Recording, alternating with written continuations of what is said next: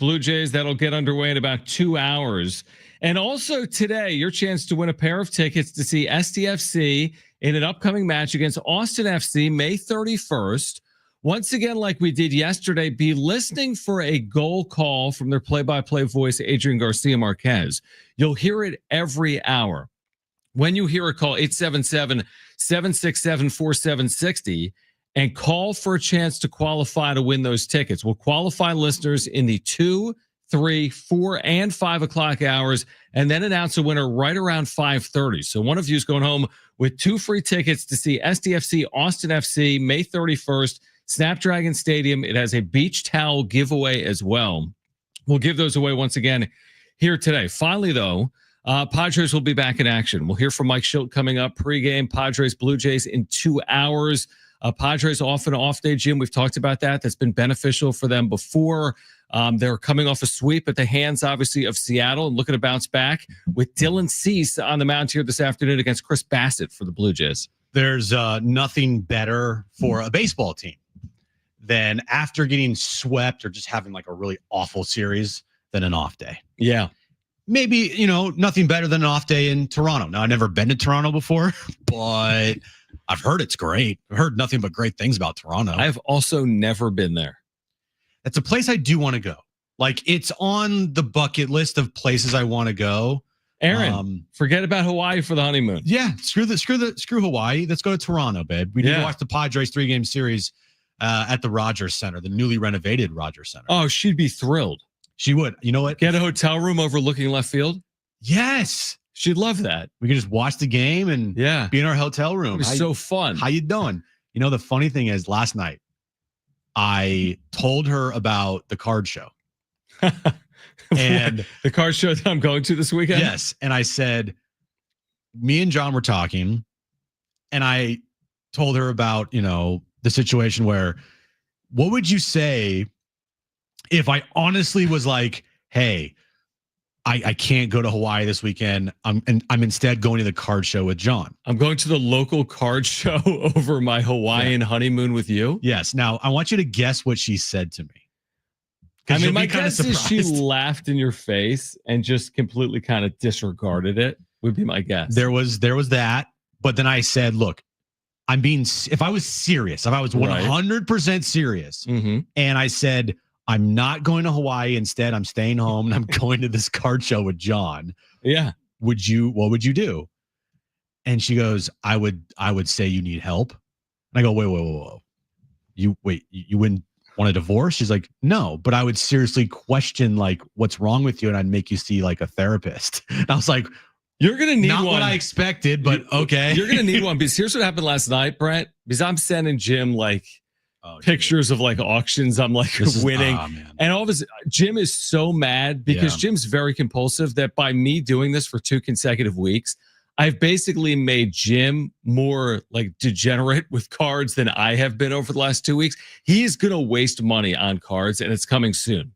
He's going to spend like $400 on a Pokemon card or $600 on a Steph card, and it's coming sooner rather than later. And I'm going to laugh in his face. It's going to be all my fault when that does happen, but it's coming sooner rather than later. You're 100% correct on that one, because as of right now, when I go to eBay, John, and I look in my cart, there are 2 cards in my cart that total $569. But you always have things in your cart. The question is where you pull the trigger. That's the question. What do you got, Brian? Jim, you should have just doubled down on it when she was just like, there's something wrong with you that you want to go to Hawaii or you want to go to a card show instead of Hawaii. You should have went, I think there's something wrong with you that you want to go to Hawaii instead of going to the card show. Exactly. Why wouldn't you want to go to a card show, babe?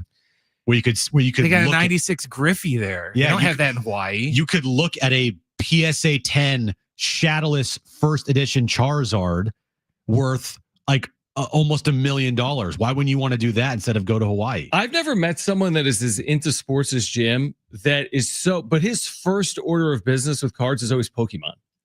Where like, if you're a diehard, I feel like most diehard sports fans, if they're choosing between Pokemon and like Kobe Bryant or Tony Gwynn or Steph Curry, like they're going to lean sports cards over Magic the Gathering or whatever Jim collects or wants to collect. Like I'm not into the It's fringe enough to be doing sports cards. Fringe. But once I get off the path and go to Pokemon and whatever that is, that's way out of my realm. I would argue that Pokemon card collecting is bigger than like baseball card collecting by like a good amount. Well, then I would argue that people have problems. Yes. It may be true. It may be true. I would just argue that it shouldn't be true. But it is. Because Pokemon's never hit 50 home runs in a season. He's never hit 700 in his career. But he's never scored 81 in a game. But has packs of baseball cards, like booster box packs, ever sold for $3.5 million? See, I don't have the data on that. My guess is no. Probably not.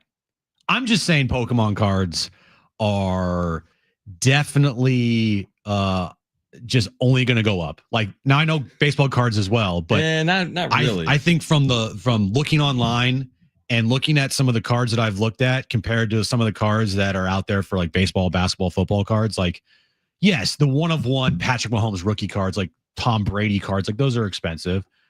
But just on a whole, I think on a whole Pokemon cards it's a bigger collection and let's do this. Appreciation's going up. Let's do this. Because we've got this YouTube channel plus the radio show plus Run iHeart. We have the wrap-up show on YouTube.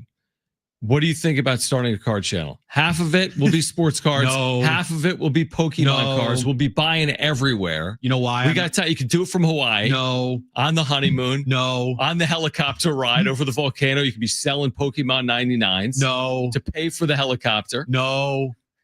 Who says no? It's not going to. No. Because one, don't have the money to do it. Two, if I had the money, I would get divorced. Right. Three, it's no. It's a bad idea for you. To just be in the helicopter making it rain into the volcano. Yeah, exactly. With all that cash, man, that you're going to be pulling in. All right, Padres, Blue Jays coming up again in about 2 hours. We're going to hear from Mike Schilt pregame. Jeff Sanders put it into really good words, explaining the Padres left field struggles that we'll share for you coming up as well. Kurt Heelan is on the show, lead NBA writer, managing editor at NBCSports.com. Will get us ready for the Western Conference Finals. You know, how important is tonight? They've lost 3 straight coming in. They're coming off the Monday off day. Jackson Merrill struggling. Manny Machado hitless in that series against the Seattle Mariners. Dylan Cease, one of your aces, along with Michael King on the mound. One of those opportunities where you don't want to squander it with Dylan Cease on the mound, and you're taking on Chris Bassett, who's had a very good year. Like, how important is tonight for a Padres team that's 13-15 in their last 28 games? Must-win game. No, it's not. But I mean, we'll react a little more heavily, I feel like, tonight if they don't win it, right? Because of what happened against Seattle, because of the way they've played the last month. Like, you want to get back to where you were. I mean, 13-15 over 28. I really hadn't looked at it like that until you talked about it yesterday. Because the 14-3 start was incredible, but 13-15 over the last 28 days, like now 28 games. At some point, that's going to be a concern. You lose 2 out of 3 here. All of a sudden, you're 14-17 in your last 31. Like, you don't want that to compound moving forward. Would you agree they're a streaky team? Because that's why they seem like they have been. Yes, I think they're a streaky team. I think that they go into hot and cold stretches, and ever since their 14-3 start, they just haven't been consistent. Mm-hmm. Record shows it. 13-15. They'll win 4 or 5 series, and then they'll get swept at home. Like what? Yeah. And it's happened twice this year. So it's not just one time, it's twice. Mm-hmm. That during that 3-8 stretch, they were losing series. And then what happened? They won 6 in a row. Right. So like they can flip the switch because they've done it this year so far. After a just awful 3-11 stretch where in the midst there, in that stretch, they got swept at home. They had that off day and they took on the Giants. And yes, they got Luis Ariz back, but it just they look like a completely different team. Mm-hmm. So I'm gonna bank on just that's what's gonna start happening on this road trip because they've already done it one time this year where they played really bad baseball, off day followed by really, really good baseball. Right. I'm just gonna go with the law of averages here. It's a small, sample size, but I think an off day yesterday helped this team. I think this road trip is going to be a good road trip. Could be wrong, but I do think that's what it's going to be like because they are a streaky bunch. Dylan Cease since Sacramento, and Sacramento was like fake, even though the A's have been good. But since Sacramento, in 6 starts, he's got a 3.06. So he's been much improved in his last 6 starts. He's coming off an outing against the Angels in which he struck out 10 in 6 2/3 innings. The outing before that, he was flirting with that no-hitter at Yankee Stadium. He struck out 9 in 6 2/3 innings. Are we in the midst of a stretch, Jim, where Dylan Cease is Dylan Cease like we saw at times a year ago? Are we still looking for like that one more gear from Dylan Cease to get back to the pitcher that we saw in 2024? No, this is the gear that I agree. That the 2024 gear, I guess. I agree. This is what he is. You just read it, but yeah, his last couple starts have been really good. And we talked about it, that we're waiting for a Dylan Cease to put together like that 4, 5, 6 stretch where he's just really dominant. He's in the middle of that right now. So I expect Dylan Cease today to get this team off on the right foot on this road trip. I expect him to pitch very well.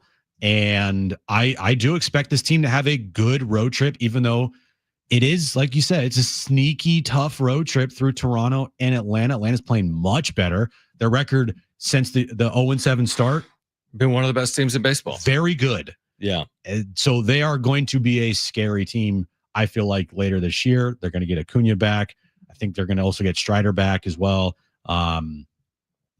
It's going to be a sneaky, tough road trip, but I do think the Padres are going to play much better after getting their ass kicked over the weekend by the Mariners. All right. On the other side, a stat that speaks to some of the Padres' struggles overall, plus Jeff Sanders of the UT explaining the Padres' left field struggles. He put it very well. Also, be listening for that goal call sounder from Adrian Garcia Marquez. When you hear it, call 877-767-4760 for a chance to qualify to win SDFC tickets for May 31st at Snapdragon Stadium. Don't go anywhere. Just underway. Jon and Jim, San Diego Sports 760, live on the iHeartRadio app.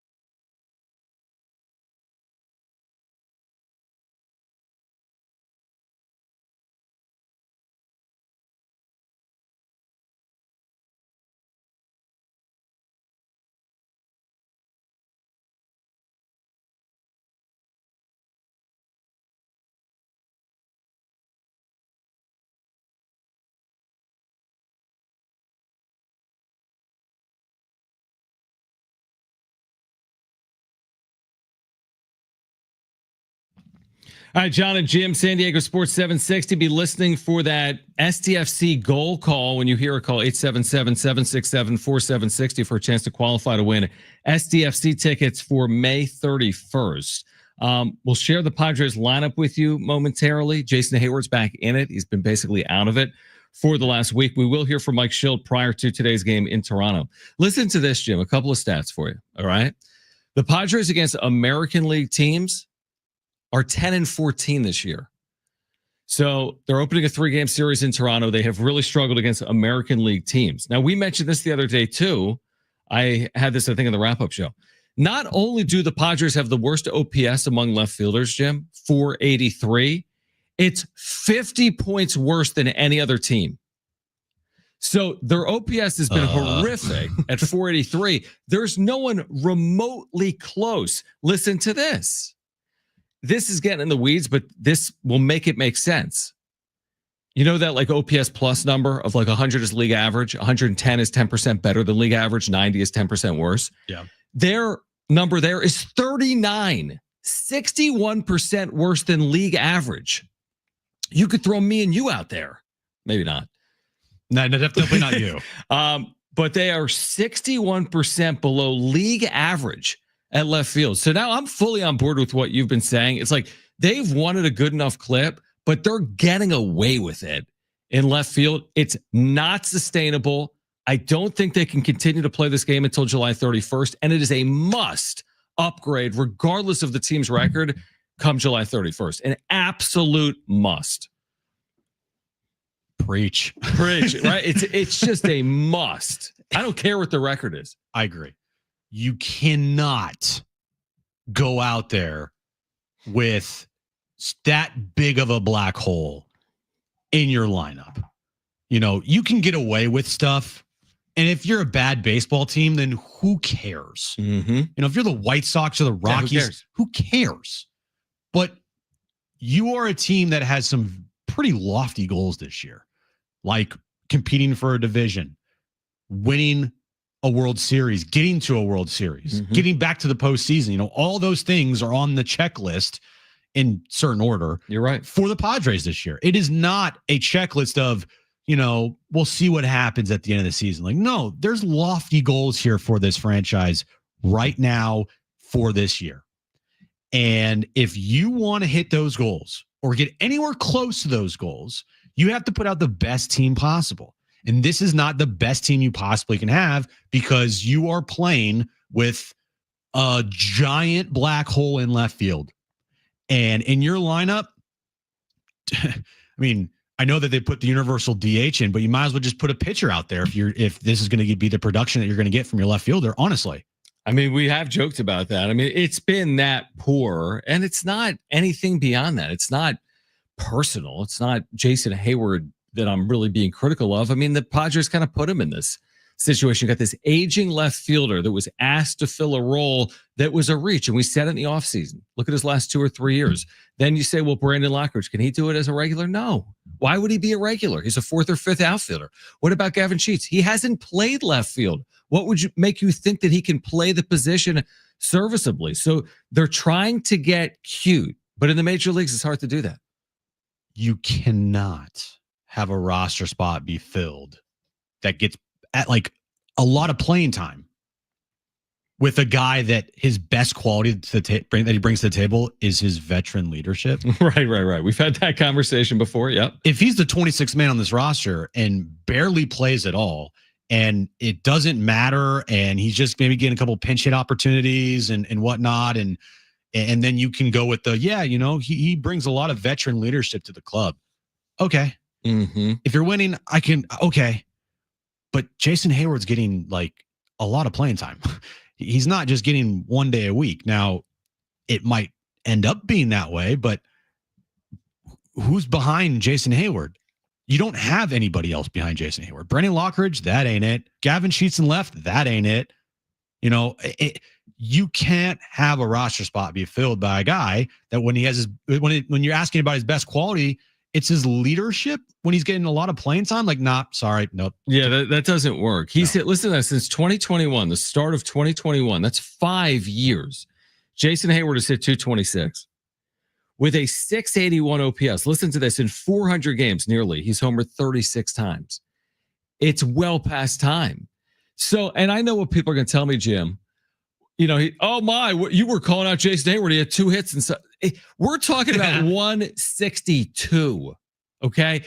Every player over 162 is going to have a 2-hit game. Every single one of them, if you plugged them in there, are going to have an RBI base hit or a home run. There's not a player in the big leagues that's going to play 150 games and not homer other than Tyler Wade, right? So, I mean, listen, he's going to have a game or two. It's the consistency that they're really lacking in left field. And it goes beyond that. There'll be options. It's not like you're looking for a starting pitcher. That's way more of a premium at the trade deadline. Of course, you can find a starting outfielder. Of course, you can do that.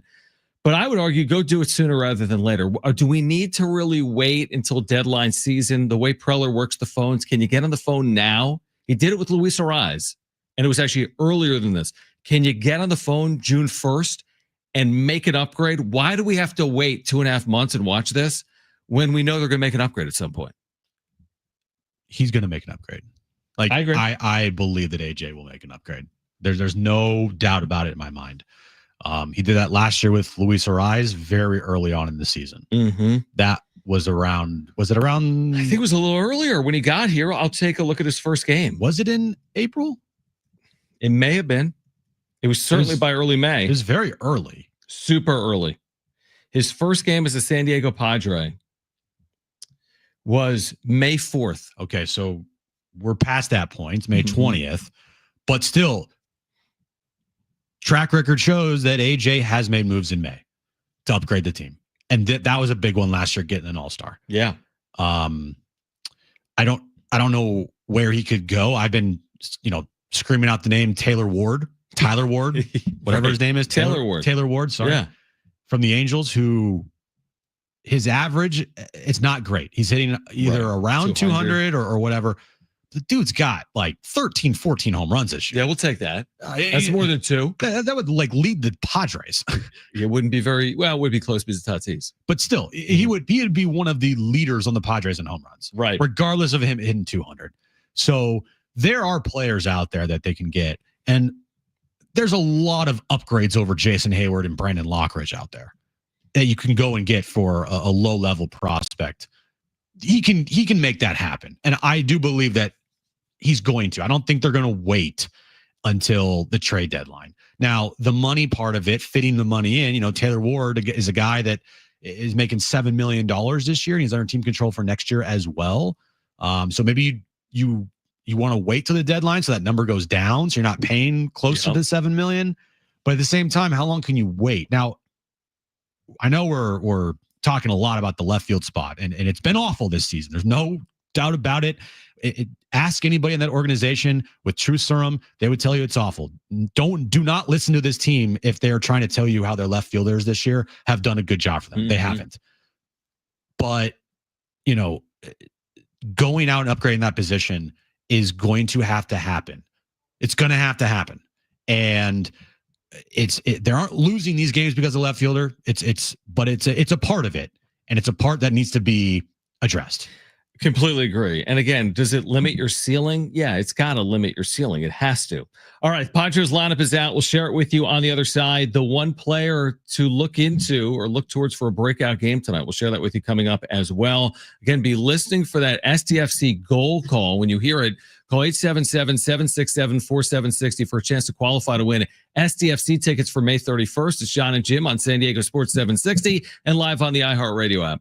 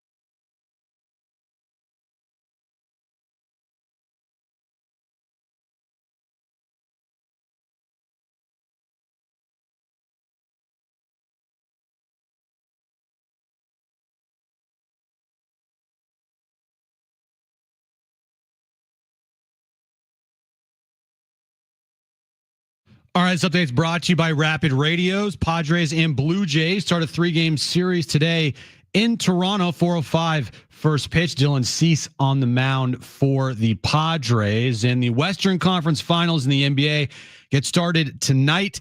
The Oklahoma City Thunder hosting the Minnesota Timberwolves. Tip-off is at 5:30. And tomorrow, the Eastern Conference Finals tips off in New York. Rapid Radios are instant push-to-talk walkie-talkies offering national LTE coverage and no subscription ever. Perfect for instant contact with an aging parent for a limited time.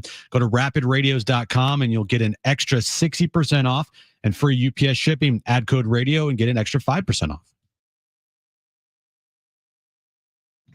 All right, Jon and Jim, San Diego Sports 760. Be listening for that goal call. When you hear it, call 877-767-4760 for a chance to qualify to win SDFC tickets May 31st. We'll qualify someone this hour, 3 p.m., 4 p.m., and 5 p.m. hours. Announce the winner coming up at 5:30. All right, here's the Padres lineup, Jim. In Toronto, Fernando Tatis Jr. is in right. Luis Arraez is at first. Manny's at third. Jackson Merrill's in center field. Xander is the shortstop hitting fifth. Gavin Sheets DHs. Jake Cronenworth is the second baseman batting seventh. Jason Hayward's in left. So Hayward back in there in left batting eighth against a righty. Martin Maldonado is the catcher for Dylan Cease. Okay. Nothing surprising there. But other than just Hayward's back in, as we've talked about. And you know, you mentioned this the other day. There's not been many, as the Twitterverse and too much more and says dubbed it, friendship innings with the Padres. It was like singling someone to death, yeah, 4 or 5 run innings without grand slams or 3-run home runs. Yeah, turning over the lineup. Yeah. When you have Hayward and Maldonado batting back to back 8-9, you're not turning over the lineup many times, like if at all in a game. Good point. And so you're basically throwing a 7-man lineup out there with 2 pitchers hitting the bottom of your lineup. Right. That is the problem with this team. Not all the time, but when you have an 8-9 of Hayward and Maldonado, you're just asking for trouble if your top 4 do not have great nights. Well said. I mean, it really is well said. A year ago, that depth was displayed by these just savvy signings, these David Peraltas for Fernando Tatis Jr. for 2 months coming through, the Donovan Solanos coming through consistently, Kyle Higashioka consistently delivering. That's not necessarily this team. Now, what this team does have, and you've said it before, is a top 4 that's basically as good as any team other than the Dodgers. When you've got Tatis, Arraez, Machado, Merrill, that's legitimate. But we knew that from day one. It's about the rest of the lineup. Will the rest of the lineup be good enough? And I would say so far, not really. Bogarts has had flashes. Sheets absolutely has had flashes, but guys like Cronenworth have been hurt. And then Hayward and Maldonado, you just illustrated. It's not good enough. So last year's team, we talk about last year's team and compared to this year's team, you know, the bottom of last year's team's lineup, I'm just looking at the triple play game against the Dodgers late in September. So that's the lineup going into the postseason. All right. Here's the bottom of the lineup. Jake Cronenworth, Donovan Solano, Kyle Higashioka. Jake Cronenworth, you know, 720 OPS last year. Okay. Donovan Solano last year is hitting 284 with a 751 OPS. Incredible. I mean, look what he's doing in Seattle right now. It's awful. And then Kyle Higashioka, who had 18 home runs for you, is at 9th. He had a 734 OPS for you. The bottom of this lineup completely just flipped on its head. And by flipped on its head, I mean, it's awful. Yeah, no 700 OPSs, no 800 OPSs. I mean, we're talking about guys with 400. Merrill's hitting 5th. Bogarts is hitting 6th. Right, so it's a little deeper. Because you have Profar in there, and the production you got from Profar in left field was all-star level. And you've gone from all-star level production in left field to, like, the worst left fielder in the sport. I do wonder, though. I agree with everything you said. Have they, the rob Peter to pay Paul, I mentioned this yesterday analogy, is there, we knew they weren't getting the production once Profar left. We said it all offseason. But are they getting it elsewhere? And not offensively, but is their pitching better? Is their bullpen better? Is their staff overall better? Because a year ago, I'm just looking at runs scored, runs against right now. And like this pitching staff, team ERA, I don't have it in front of me from last year, is considerably better than last year. So yeah, the offense is taking a tick backwards, but the pitching is taking a tick forwards. And that's how you get a team that's 9 games over 500 at 45 games in. Yeah, I could buy that. That's my theory. I could definitely get on that side of, okay, you lost, some elite production from your catcher spot last year and an all-star left fielder, but you gained a solid number 3 starter who has been really good for you this year, albeit like one random game in Colorado where the guy sucks, every time he pitches there. And you have Jason Adam for a full year in the bullpen. Mm-hmm. Jeremiah Estrada didn't really get into his role until the middle of last year, and now he is firmly like on the A team. He's a guy that is going to be, in close game situations for you. Yeah, yes and no. There are things about this year's team that last year's team didn't have, obviously at this point too. But you're putting so much pressure on yourself when you lose that much offense and you don't replace it. Yeah, I agree. I mean, again, last year's team by the end, we talked about this yesterday, was more complete than this year's team today. And maybe that's okay because today's May 20th and it's not October 1st. And maybe between now and October 1st, they upgrade 2 ways. Maybe you, Darvish, someone like that, is paying dividends for you in the second half of the year. And then maybe Preller, with his abilities at deadlines, improves this roster. I think both are realistic, that Darvish can help, the trade deadline can help, and that they're in a position comparable to last year. It's hard to say. It's May 20th. I cannot guarantee they're going 43-19 down the stretch. I promise you that. In fact, it's very likely, even if they're a playoff team, they're not playing like that entering the playoffs. Because who plays like that entering the playoffs? Very few teams close 43-19. Like, imagine if this team just had a league average left fielder. Like give me a league average left fielder. Where would this team be at? Or a league average at the plate catcher. It's a good point. Yep. And they just don't have that. They don't have that. They don't even have close to that. Right. Like, not even close. Maldonado, Diaz, Hayward, Lockridge, they've given you not a lot this year. Now, Diaz and Maldonado have given you a couple moments because they've actually hit some home runs in some key spots, but you're not going to get much more than that, really. Right. So can they upgrade to just like league average in those positions?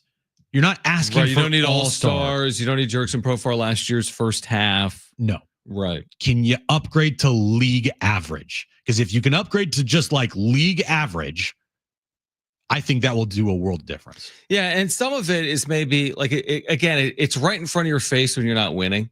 And I still think, that's why I said earlier, though, I think even if you're winning, you have to address it. Because at some point, it's going to catch up to you.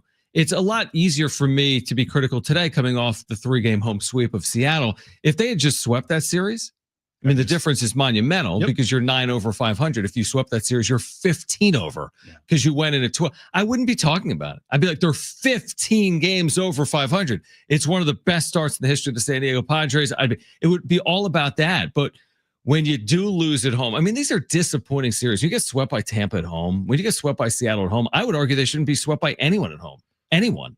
I agree with that. So when you see it, and again, I'm not going to be critical. I can't be critical for 2 consecutive days of Manny Machado because he went 0 for 12 in the series when he's hitting 317. I can't completely go all in on Manny at 317. But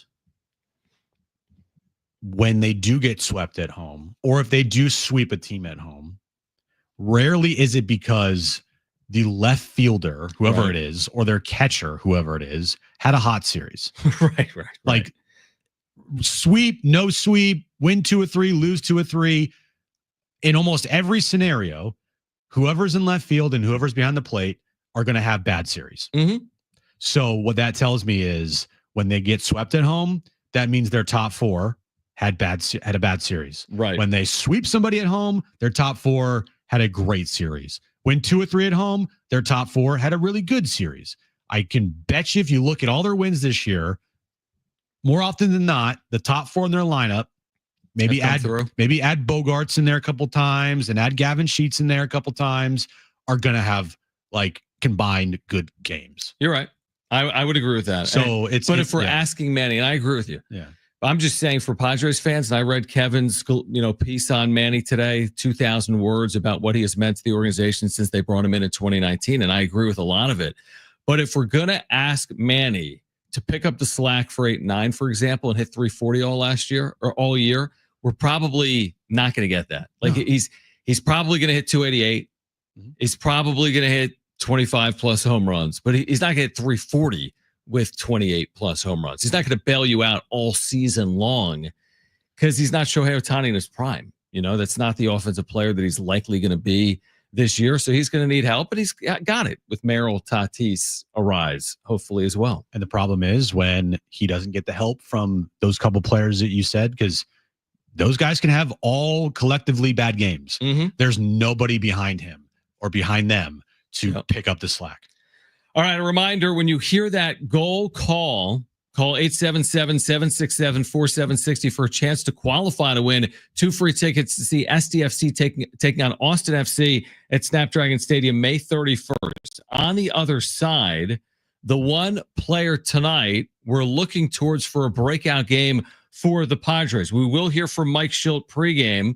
Kurt Heelan, lead NBA writer, NBCSports.com, will join us at 3:30. It's Jon and Jim on San Diego Sports 760 and live on the iHeartRadio app.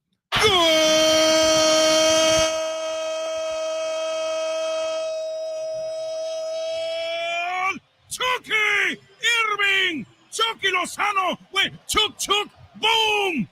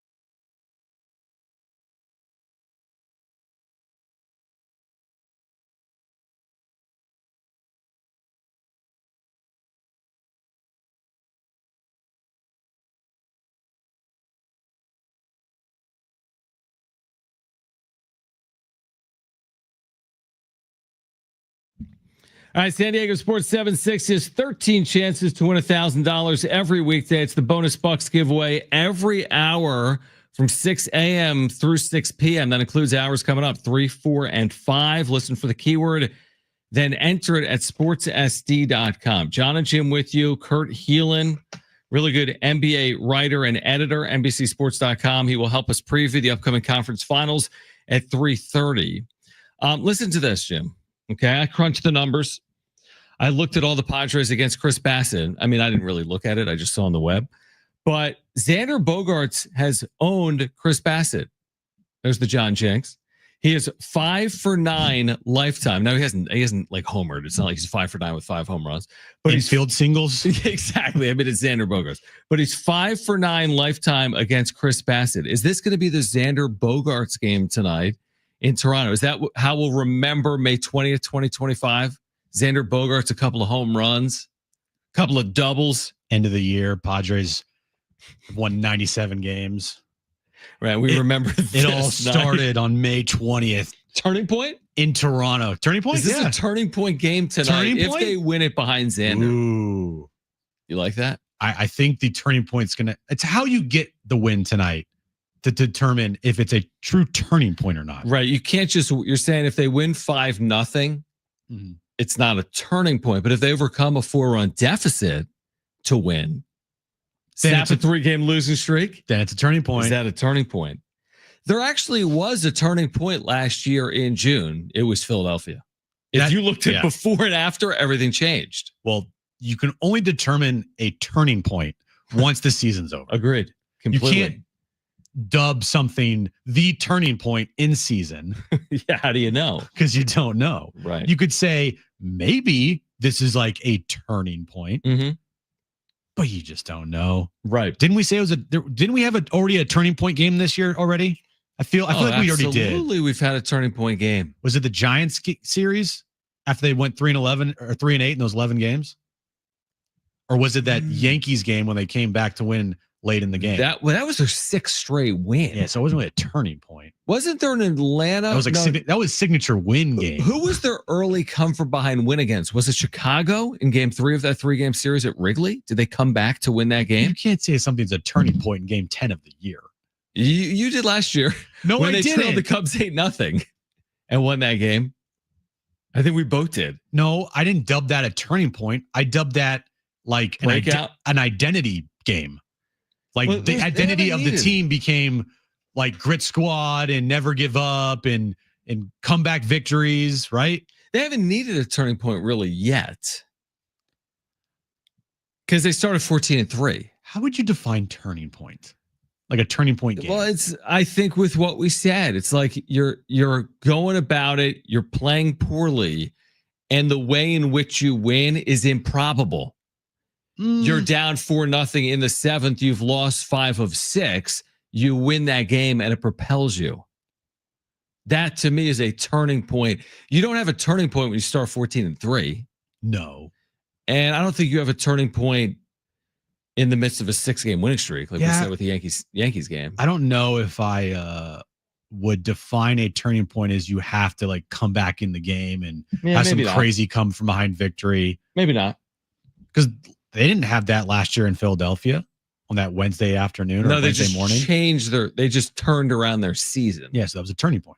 Correct. But you're right. You didn't really know it until you had hindsight on it. I mean, I knew it by September. They were rolling. Also, how could you have a turning point in your season when you are already 9 games over 500? Well, that's the thing. I would agree with that. I mean, if this just goes point A to point B and they play all year 10 games over, and then they're 20 games over at the end, you're right. There's no real turning point. It would be all defined by the start they had.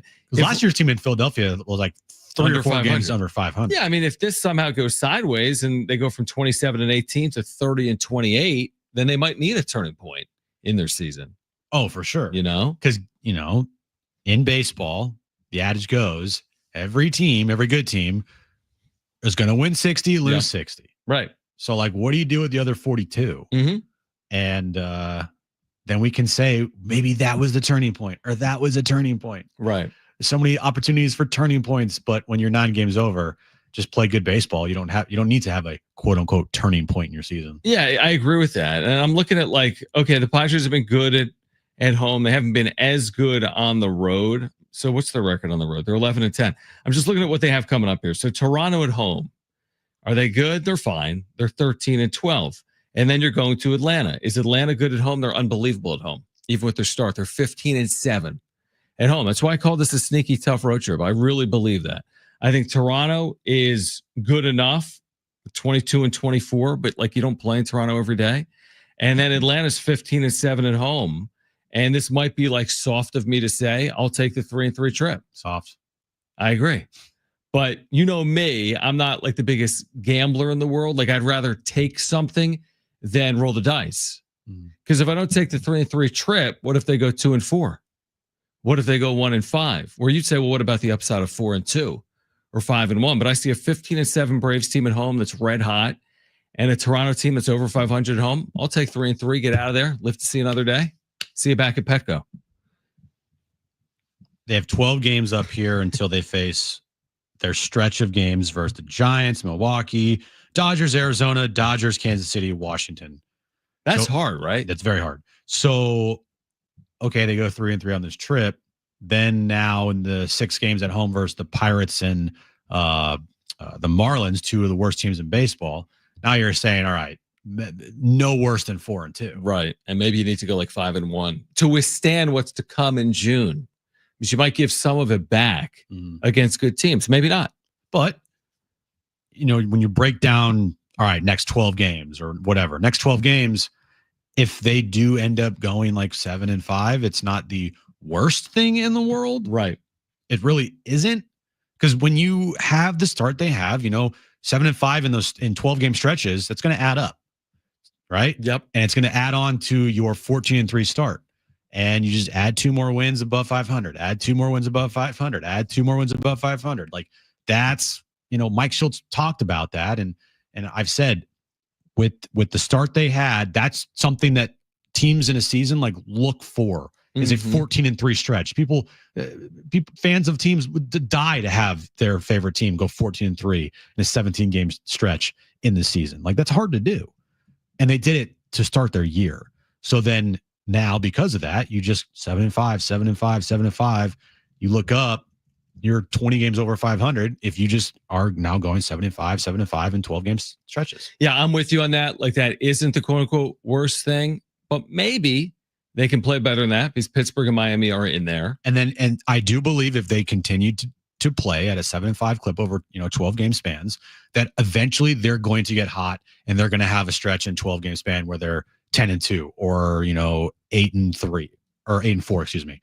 I can't do math. So no, you really can't. They just can't have those stretches consistently where they're 3-8 because you're just okay, well, we wasted the start of our season. They'd be the first baseball team in history to go 3-8 over a 12 game stretch, but we'll see if they do it. I was thinking about, I know from earlier this year. I'm kidding. All right. We're going to hear from Mike Schild. He has spoken to the media. We'll share it with you on the other side of this break. Padres and Blue Jays coming up in over an hour from Rogers Center. Plus, be listening for that goal call. When you hear it, call 877-767-4760 for a chance to qualify to win STFC tickets against Austin FC May 31st, Snapdragon Stadium. Hour 2, Jon and Jim on San Diego Sports 760 and live on the iHeartRadio app.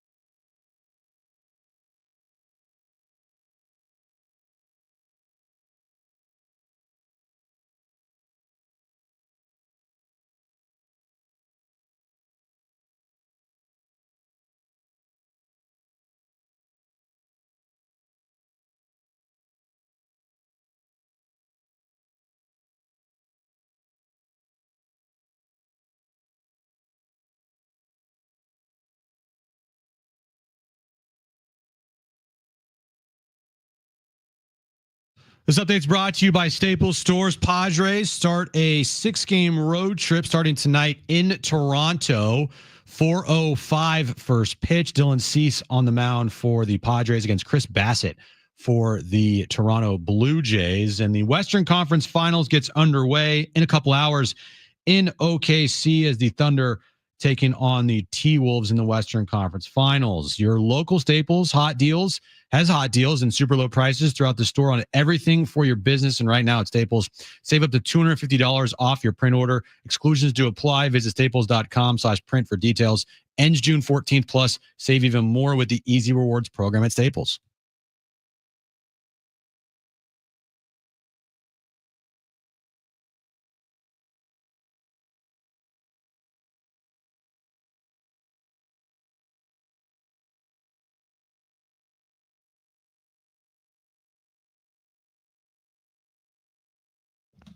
All right, San Diego and Southern California, what's going on? This is hour 2 of Jon and Jim. We'll get into Jim's Super Bowl tickets in a moment, and if he's got them yet or not. I forgot that that the Super Bowl is in Levi Stadium this year. Perfect. So you should get your tickets. Again, we're going to qualify a listener this hour to win SDFC tickets May 31st. All you have to do, you're going to hear a goal call on the radio. Then you're going to call 877-767-4760. We'll qualify a listener this hour, 4 o'clock hour, 5 o'clock hour, announce the winner of those 2 free tickets coming up at 5:30. Kurt Heelan, lead NBA writer, NBCSports.com, will join us at 3:30. Mike Schilt, Jim, has spoken with the media. Oh. And he makes a joke. Okay. He's in a joking mood. I listened to the first 30 seconds of this. It's longer than that. This is going to be 5 or 6 minutes. Do we have the first minute or so of this? Do you have the question in there or not? Yeah, I think we need the question in there for the joke. Yeah. Always need the question. We'll get the question in there. But Schilt has spoke with the media. There's an update on you, Darvish, that you're going to hear momentarily. Is that what he's joking about? Yeah. Can you imagine what the joke would be? His arm doesn't feel that great. Okay. No. I'll give you one more shot. There. I'll give you one more shot. A joke involving you, Darvish. Is it really a joke about you, Darvish? He starts out with kind of. Really? Kind of. Oh, I have no idea then. Okay. All right. I don't know. You're going to hear it momentarily. All right. We're getting that audio for you right now from Rogers Center. Listen, it has to come across the border. Right? Got to get that audio from Canada. Yep. Got to make its ways through customs. Right, exactly. So we'll have that for you shortly. In addition to that, the Juan Soto story continues. We're going to have an update for you coming up later in the hour. And Kurt Heelan on the Western Conference Finals, which get underway at 5:30, by the way. Minnesota, Oklahoma City. That'll get underway at 5:30 Pacific. Right now, here's Mike Schilt earlier with the media. Anything we're good. Mike, would you mind just giving us an update on you and where he is in the process? On me? On you. Oh, okay, yeah. On you as well. Of course I care. How you doing? I'm doing great, sir. No, I'm fine. Good. No, Darvish is doing well. Recovering, playing catch, seeing what the next steps are. And we're evaluating day by day, so stay with us. Any feel on timeline now? Because it's been, almost a week since it started? Not a great feel. We're taking it literally, in a big view of the season. So he'll get back to it, and we'll see where it ends up and whether he gets back to us next or what the next steps are. Is he going to be joining you on this road trip? There's a chance he'll be in Atlanta, yes, sir. We're excited every time Dylan starts, but when he is going like he is now, in general, when he does 1 or 2, he has 5 or 6 really good starts. Yeah, Dylan can string it together with the best of them. That's why he's been one of the most successful, consistent pitchers in baseball for several years now. So sliders back to elite levels, not only in the movement and the shape, but in the command of it. It's that right on the precipice ball, strike. Oh, just kidding, And so he's been in a really good spot, and looking forward to seeing what pitch tonight. Has been the biggest improvement with this club to start the season as compared to, say, a year ago? Yeah, I think it's a continuation of a year ago, but the second half of the year, it took the group some time just to get our footing with who our identities are in all the different areas. I do know that we had our identity started early about being together. So that was a starting point. But anyways, if you're not together, you don't have anything. And so we started with that. And once we are together, now we're moving together towards things in our pitching, in our base running, in our offensive identity with our hitting, which Victor and the group came together with the Petco Park hitting. That takes time. It takes some time, takes some trial and error, it takes some honest conversations, some growing, and then we kind of hit our stride, we hit our stride, pretty much right after the All-Star break, and it kind of clicked, and now it's a continuation of all those things. And we know the game's hard, the other side's trying every night, but our processes are in place that are pretty clear on every aspect of the game, and the guys enjoy being together, and most of all, they enjoy it. They have fun, and we encourage them to go express themselves. With Jackson signing that big contract, I mean, there was a lot of talk on the other side about Vlad. Do you get a sense that he feels maybe a little bit a sense of responsibility to the franchise, to the fan base, knowing that he's going to be around for a long time? I think maybe a little bit more, but I think in a good way. I think he feels now more as anybody would when you're given a commitment. Sure. and a show of, hey, we believe in you, and we're going to back it up with the contract and the years. And first of all, you earned it completely with the year you put together last year, and it's the right investment. And but now Jackson, who already has a real desire to do well for his team and cares a lot about this organization, which is why he was so excited to have the deal in place, or at least one of them. But I do know he's now like, okay, I'm here. I'm going to be here. I can follow the footsteps of Manny and Toddy and Joe, and they've been able to help show me and shepherd me and what it looks like in the community, what it looks like to be in the clubhouse, what it looks like to take the next steps. But the good news is Jackson I don't feel like he feels this way, at least, that he has to take this multiple step. The good news is we have guys that, and this is what healthy organizations have and teams have. They have strong leadership that works together. And then when you have players like Michael Jackson come up, like a Michael King that comes up as on the pitching side, and you have Darvish, you have Musgrove, you have, Cease, you have, good leadership with Ruben and the pitching coach. Now Michael can come up and he can do his thing like he did last year. Jack can do his thing. But then as they get more footing and more traction, now they can insert themselves into, what it takes to be consistently strong in our community, from a San Diego community, but also from our community within our clubhouse. Mike, what are some traits you don't often see, or maybe you're starting to see a little bit now, younger players getting locked up very early? What are some traits that a young player can show you in a relatively small samples that can help an organization believe this is a person that we should invest in to that degree?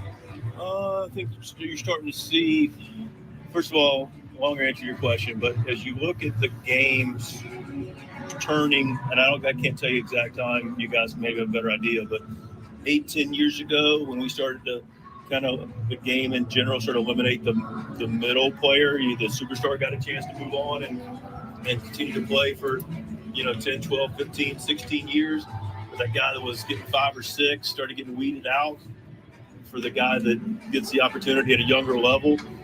So that started that process. And then when you start to see those players start to perform, and then it gives an organization more general confidence that they can invest in the player. And then I think it's, at least from my experience, and specific to Jackson, is when you get to know the character of the player that comes through the system and how he buys in, the person, and you make the bet on the person is equal to the talent.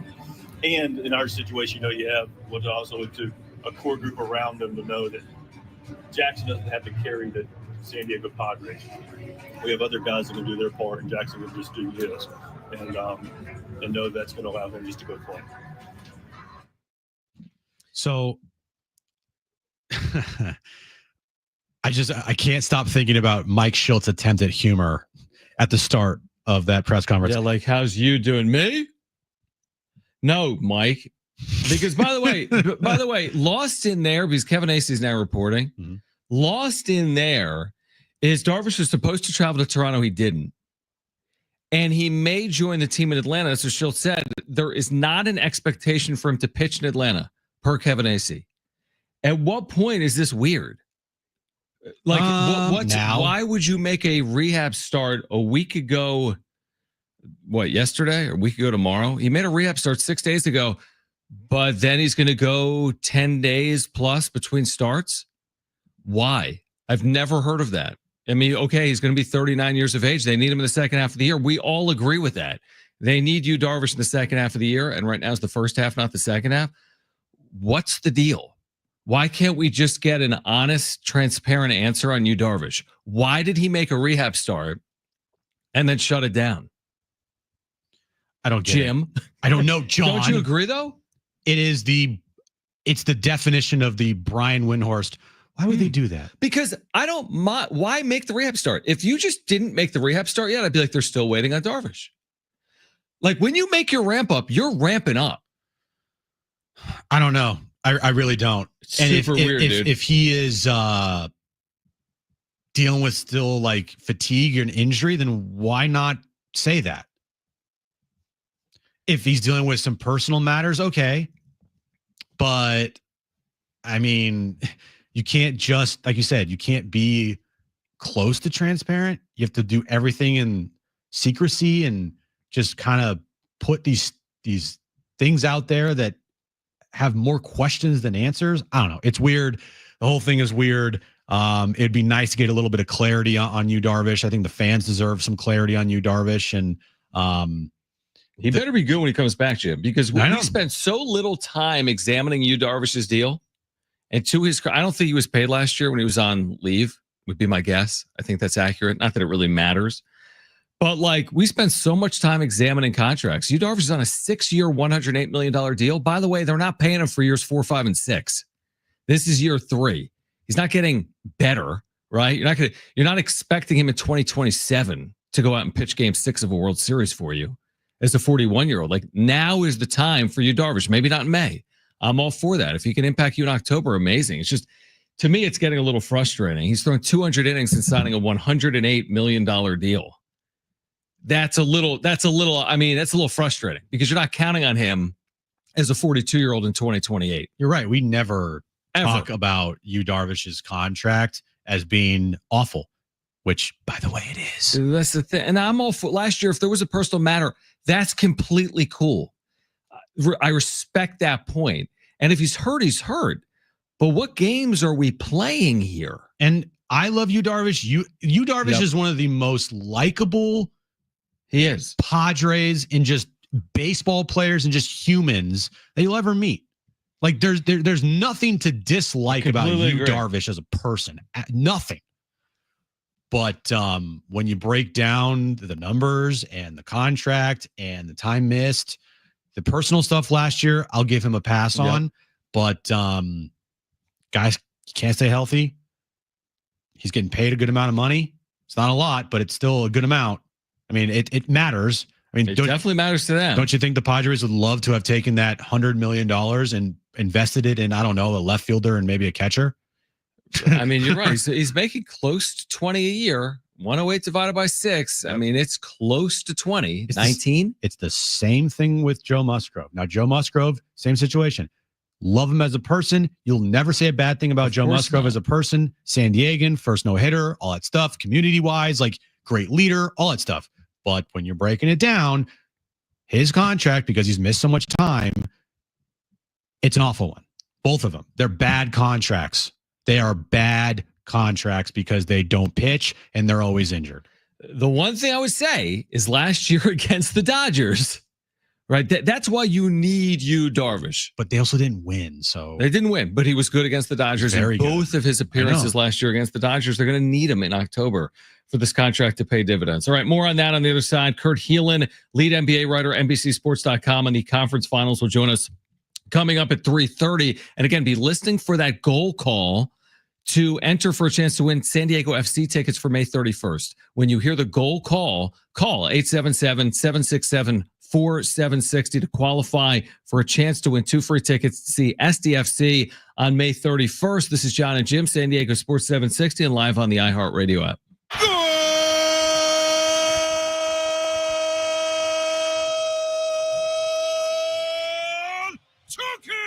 Irving, Chucky Lozano with Chuk, boom!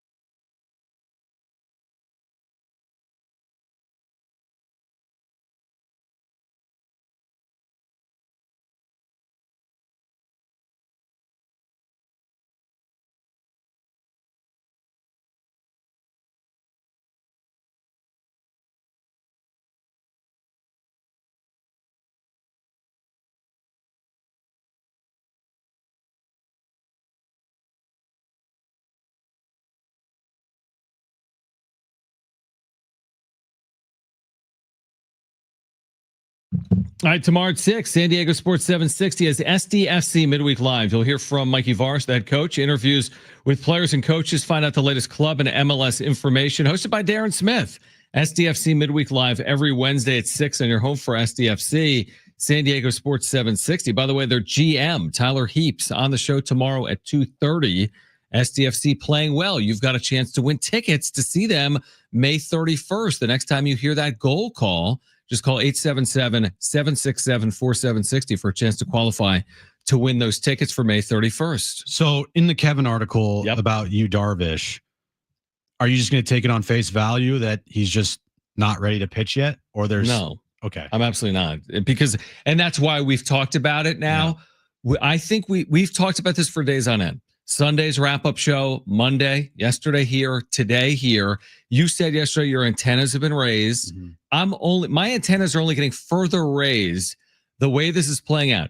I just want transparency and honesty. It doesn't have to do with Darvish.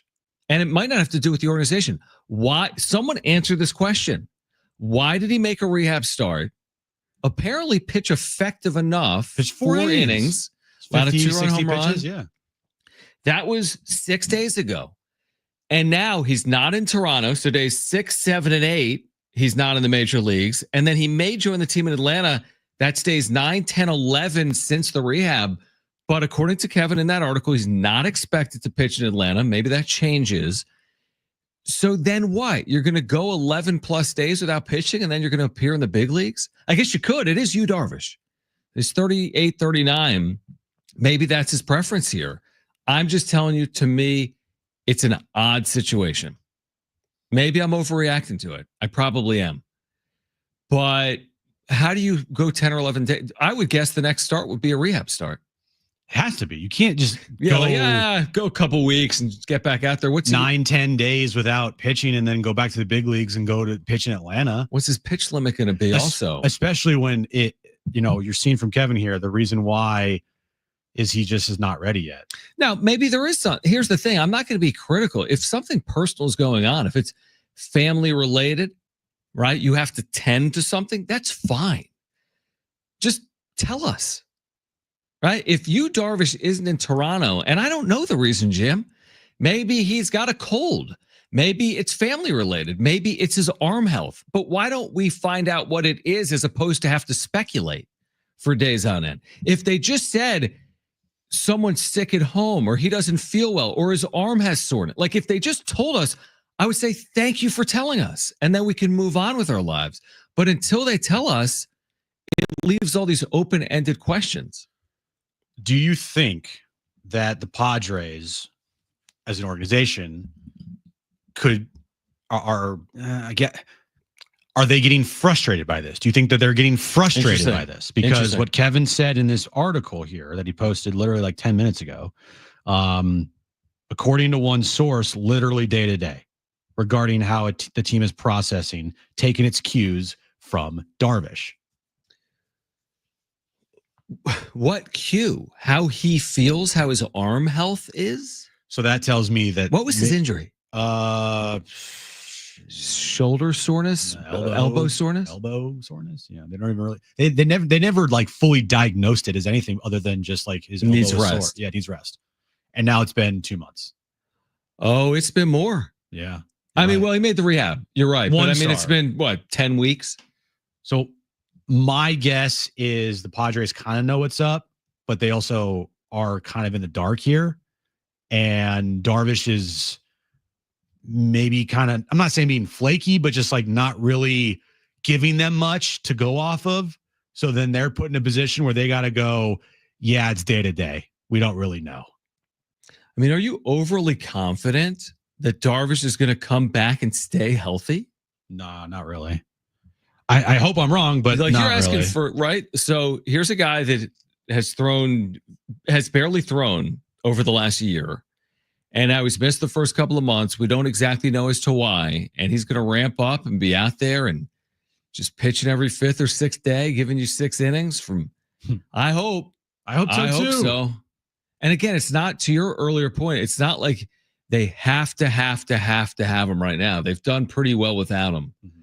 But in September, October, you're going to want him, especially at that number that he's making. And I guess if you know you don't have him, you can backfill for AJ Preller at some point. But I don't know. It's just weird to me. It really is weird to me. I just hope that in the next week or so, we don't get the report of he's visited Dr. James Andrews and he has to get Tommy John surgery or something crazy like that. I know I said the word. I'm sorry. I apologize. I mean, again, that because they're not telling us. You can say whatever you want. They're not telling us. Yeah. So it's not your fault. I mean, no, this has nothing to do with. I think you made this point. I think the fans kind of have a right here and deserve to know this. To me, because it's so prolonged, can someone just be honest with us about what's playing? If it's personal, okay, Say it's a personal matter. They will never be transparent ever. But this one is almost like to the full degree of lacking transparency. Like it almost feels as if they're doing everything in their power to not be transparent. I just think they're going John. too far. And maybe I'm going too far. The only reason I'm doing it is because they're not telling us. If they told me it was personal, he'll get back out there as soon as he can, okay, I'd move on. But since they're not telling me, now I'm taking it to a further spot of like what's going to happen with you, Darvish. So stay tuned because apparently it's day to day, like me and Jim. All right, Kurt Heelan's going to join us on the other side. We're 2 hours out. Oklahoma City and Minnesota game one of the Western Conference Finals. The Eastern Conference Finals get underway tomorrow. Knicks and Pacers. Kurt Heelan, lead NBA writer, NBCSports.com, will join us on the other side of Jon and Jim. San Diego Sports 760 and live on the iHeartRadio app.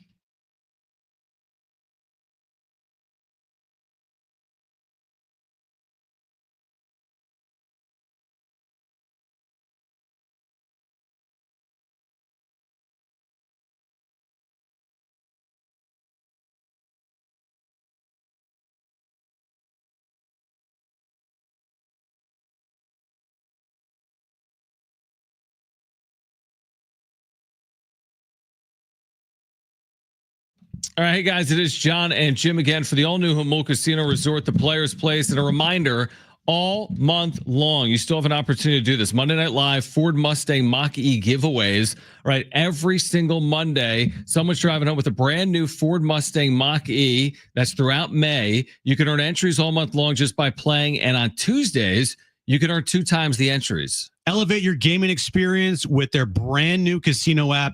Get 200,000 bonus coins when you sign up and enjoy real rewards with every in-app purchase. Play online at playhamulcasino.com. Also, tonight, $30,000 hot seats. This is every Tuesday from 5 to 10 p.m. Every Tuesday for your chance to win $1,000 in free play every 10 minutes. Play slots or table games to qualify. It's at the all-new Jamul Casino Resort, the Players Place.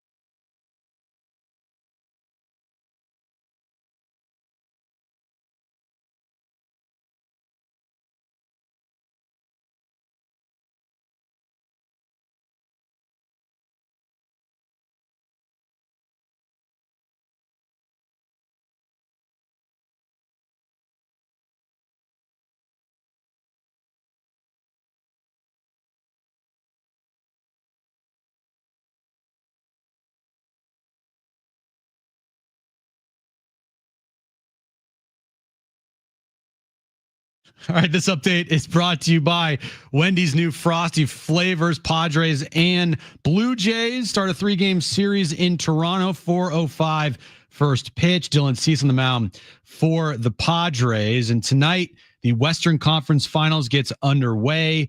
5:30 start time in OKC as the T-Wolves take on the Thunder. And then tomorrow night, Knicks and Pacers in New York, game 1 there. If you love Wendy's classic chocolate and vanilla Frosty flavors, they have some big news for you. They're announcing all new Frosty Swirl and Frosty Fusion flavors. So it's the same creamy treat you've always loved, now with a flavor refresh. A refresh on a classic, gotta be Wendy's at participating U.S. Wendy's.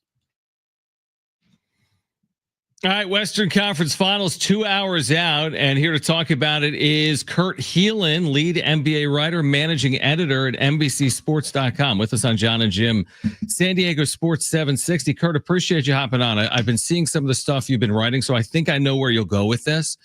Obviously, the Thunder, Thunder are favorites, obviously, to win the NBA Finals at this point. Thunder or the field, if you had to make that choice, Thunder or the other 3 teams to win it all? And thanks for hopping on.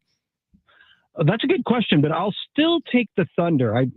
Can I be honest with you? I think they won the championship on Sunday. Wow. Okay. I think that was the toughest test. Minnesota is a really good team, but not the matchup issue for the Thunder. And I think the veteran experience of Denver, like they just knew how to win. I mean, if you're going to win a championship, you got to win some ugly games, right? Like you don't get to steamroll your way to a title. Even Boston last year, like you've got to win a few ugly ones. OKC has learned how to do that, and they had to learn how to do that to get past Denver, who is more than adept at that, despite having a pretty good center on that team. Does the time off for the T-Wolves, do you think that could help them at all, or do you think it might hurt them here because OKC played on Sunday and they're in a groove, and I honestly forget the last time that the T-Wolves played, either Thursday or Friday of last week. Yeah, it's been a little while, and they've had the jet fueled ready to go, but we're waiting to find out what city they were flying to. I'm really curious how that shakes out, because the flip side of that is, even though it was a blowout win, that was an emotional game 7 that you're all up for, and you can't sleep the night before, and you're all geared up, and you get that win, and it's that sigh of relief. And like 48 hours later, you got a little over 48 hours, you got to turn around and play again. That's its own challenge, right? Like I am really curious how the first half of tonight goes. Is it, are the Thunder mentally all the way, are they still a little rested? Are they still not quite up to this series? I don't think that's the case, but we'll find out. And the flip side is, we've seen it a couple times in these playoffs, man. Hey, they dominated the first round. They're rolling, and then they get rusty in those breaks. And I think I am worried about that for Minnesota. Kurt Heelan with us right now, lead NBA writer, NBCSports.com. Let me ask it this way. Which to you would be the most compelling finals matchup among the 4 possibilities? Thunder Knicks, Thunder Pacers, T-Wolves Knicks, T-Wolves Pacers. I think it'd be T-Wolves Knicks, because you get the whole Randall Towns, right? Like that preseason trade that we're all like, oh, they salary dumped. That was a horrible move by Minnesota. And look, first off, I said that, and B, I was wrong. It took most of the year for Randall to figure out how to play next to Gobert, which anybody who's played next to Gobert will tell you, like they're privately off the record or on the record, tell you it takes a while. He's just different. It takes a while to learn how to defend next to him. It takes a while to learn how to play offense next to him. He's kind of a unique player that way. It took a long time for that and Anthony Edwards and everything to gel, but they're, I think, a little better now than they were a year ago, a little more versatile. And I love the way Randall has fit with them. And obviously Towns has been hand in glove in New York. He's been fantastic. He's going to have a big series if they're going to advance. So I love that storyline. I love that matchup. I'm not sure that's the one we're getting, but that's the one I think that would be the most fascinating. Yeah, Julius Randle's been fantastic this entire postseason. When you look at how the schedule of everything plays out, this has been a topic of discussion of late because of all the injuries and the hamstring pulls, and then the Achilles tendon pulls there. Do you think that this schedule needs to be lengthened out, or do you like how the schedule is and it's just kind of a coincidence with all these injuries? I don't think it's a coincidence completely. I would love to see a little more time off in some of these second round series. My problem is I'm not sure. Look, Matt, I don't need it to go deeper. Like I don't think any of us need to see the NBA playing up until July 4th or something. Like, right. I don't think that's necessarily good for the league either. I could argue that the best way to do this is reduce the schedule to 70 games and start the playoffs earlier, but good luck with that. So, yeah, right. I would love to. I just logistically don't know how they get there. The other trick they could do is, and I would love this, return the first round to best of 5. It gives you a little more breathing room in the spacing, but also I think it just creates more drama. You're more likely to get a first round upset if Team X can, if your 7 or 8 seed can win game 1, suddenly it's a lot more interesting. Yeah, it's a really good point. Kurt Heelan is with us right now. NBCSports.com on Jon and Jim, San Diego Sports 760. So we've touched on the Western Conference Finals a little more. How do you see this classic matchup, right? It's been a quarter century, but we get Knicks and we get Pacers. How do you see this playing out? Is this a long series for you? Yeah, I think so. I think, look, I think when it came time to make my predictions and picks, I pulled out a quarter and flipped it. It's I think a really even series. The Knicks are more physical. They do have home court advantage. They seem to be having some kind of I don't know, my watch is going off. They seem to be able to find an ability. The Knicks just find ways to win, and the Pacers have done some of that too. They certainly had some clutch wins, but I think they're a little prettier brand of basketball. So it's going to be really fun to watch the Knicks defense trying to slow down the pace of the Pacers offense. And on the flip side, we're going to find out just how gritty and how down in the muck the Pacers are willing to get. It's such a great styles make fights, guys. And this is a great one. Other than Brunson and Halliburton, who to you is the most important player in this series for either team? I'm going to say Towns. He absolutely destroyed the Pacers. He had 40 points in the one game they played after the All-Star break. And granted, Miles Turner didn't play in that game and some other people. So it's not exactly apples to apples, but he had really good games against them all season. And I think that it's just a tougher matchup for the Pacers. That and Mitchell, and having Mitchell Robinson, they're just a different team with Mitchell Robinson defensively. I think that gives them a slight edge, but they're going to need a big town series if you're going to win this, because it can't be Jalen Brunson against the world. No doubt about it. Kurt, away from the conference finals, obviously the Tatum injury is so significant for the whole landscape of the NBA, specifically in the Eastern Conference. And the Celtics already were rumored to have all this change heading into the offseason. What on earth are the expectations for the Boston Celtics going to be next season, in your opinion? I think, look, at the end of the day, with whatever moves they end up making, they're going to be good, but it's going to be, I'm one of those people who subscribes to the fact that it's essentially going to be a gap here. They're going to, I don't think they're going to be bad. I don't think they're going to tank all the way down to, try to get some high lottery pick, injuries did it, but they're not going to be this year's Sixers, but they're not going to be contenders without Tatum. And I'm really curious how Brad Stevens chooses to use that, because look, last summer when they were celebrating the title, there were plenty of people around the league who said they can't sustain this, like financially. It's going to come calling. If they hadn't won the title this year, they'd probably already be looking to make some moves, but you win a title, you bring it back, right? Mm-hmm. Yeah. So they do, but now I'd be shocked if, look, Drew Holiday can help a lot of teams, but he's 35 right now. UCLA's own Drew Holiday. He's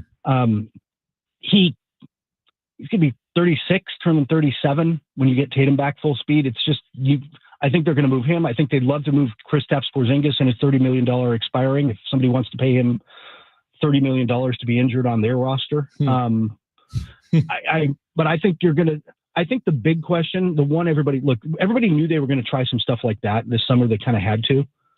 The big question is Jaylen Brown. Like, if somebody like, I don't know, Houston, who has all these young players and picks, if somebody came through with a big enough offer, would they consider it for Jaylen Brown? I'd be really curious if they'd be willing to reset that much. What's the likeliest scenario with the Giannis storyline this offseason?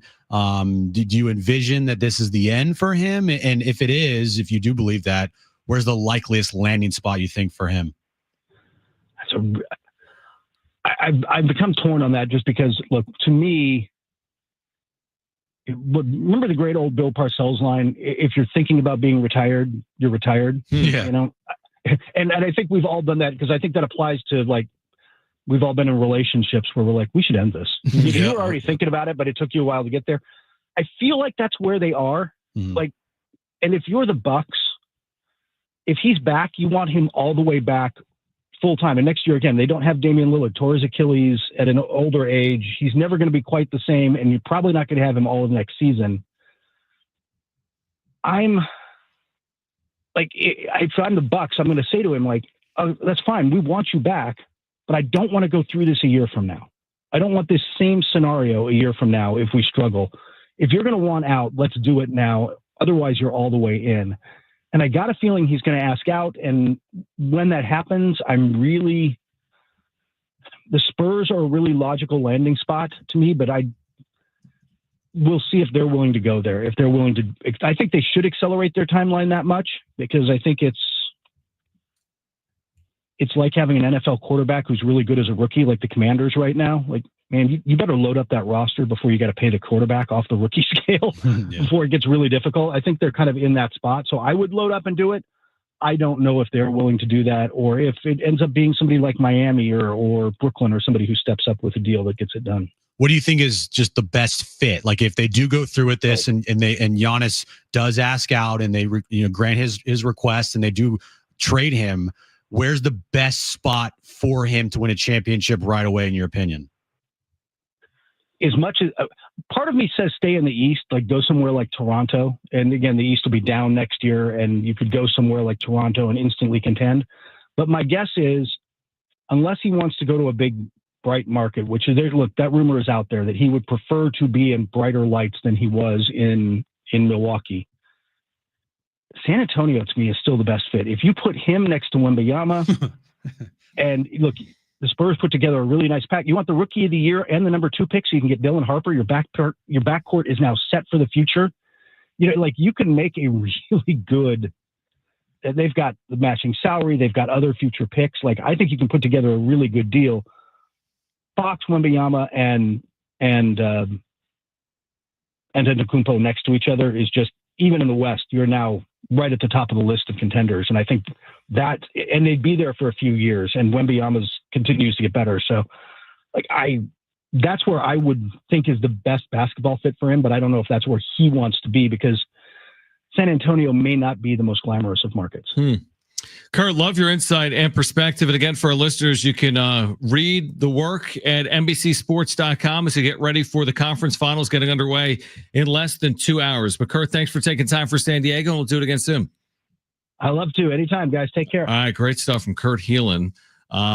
We can react to that on the other side. Plus, baseball with another idea. Is it a good one or a bad one? As we lead you up to Padres and Blue Jays in about 30 minutes. It's Jon and Jim on San Diego Sports 760 and live on the iHeartRadio app.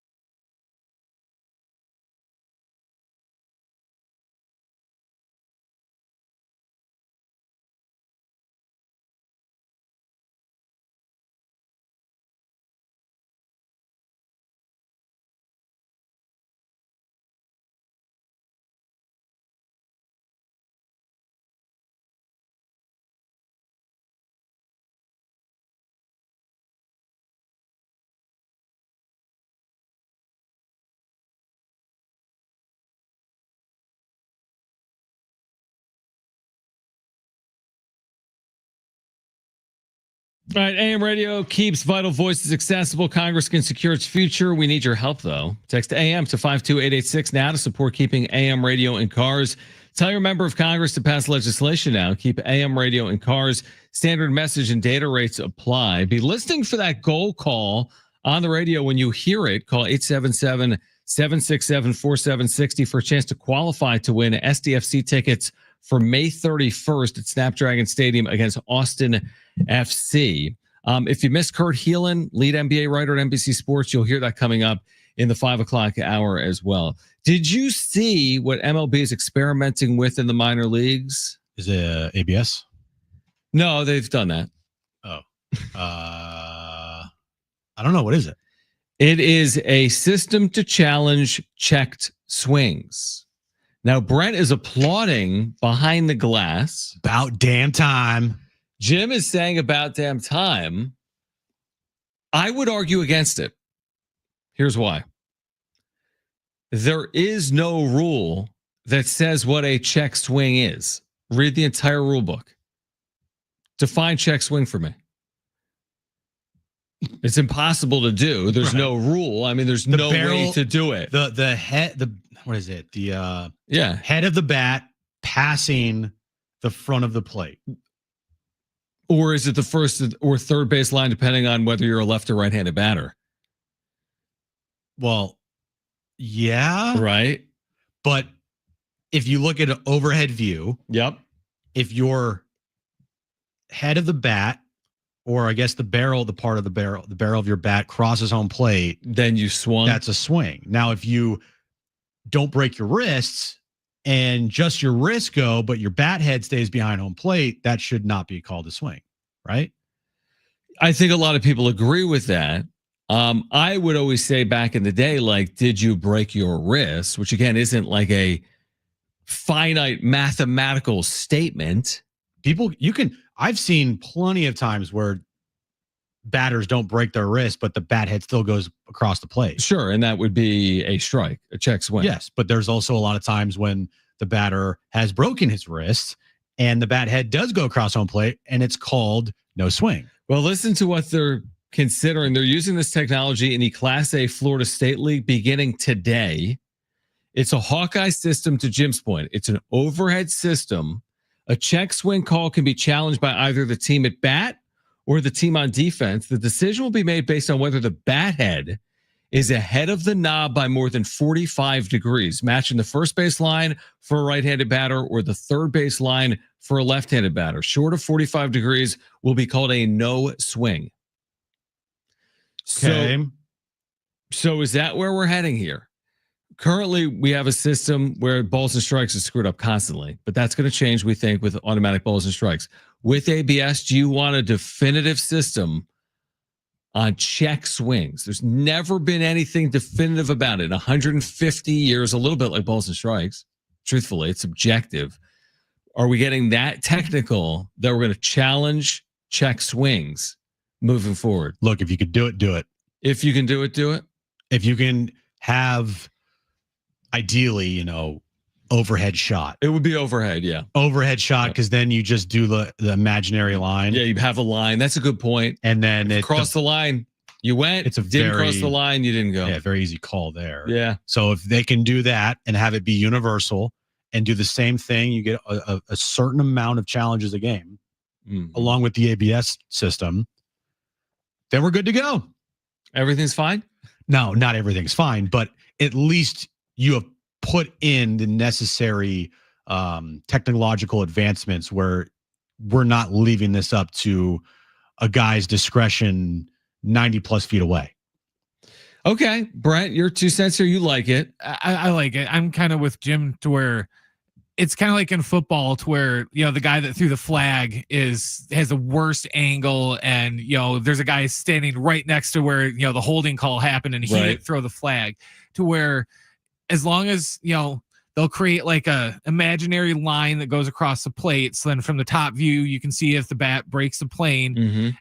I think I'd rather just do that and have it be right, opposed to, deferring the appeal to, the first or third base umpire, who honestly he doesn't really have a good angle at it to, why don't you just ask the dude in the outfield, you know what I mean? It's just, he doesn't have a very good view of it. So I'd rather go to the video and just get it right, opposed to just, appealing to a guy who maybe wasn't even paying attention at the time. Was go, no, he's good.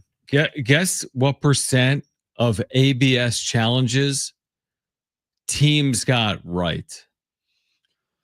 I'm gonna go with 60%, 70%. Right, you think it would be 52? Oh, how about that? Wow, teams were wrong. Now it was spring training, so it's like, and you could also challenge the last pitch of a game because it's the last pitch of a game. Oh, that's gonna be so awkward. I don't like that. No. I don't like challenging last pitches of games. I really don't. Could you imagine? I get it if it's Game wrong. 7 of the World Series ends on a close call, and everyone's celebrating.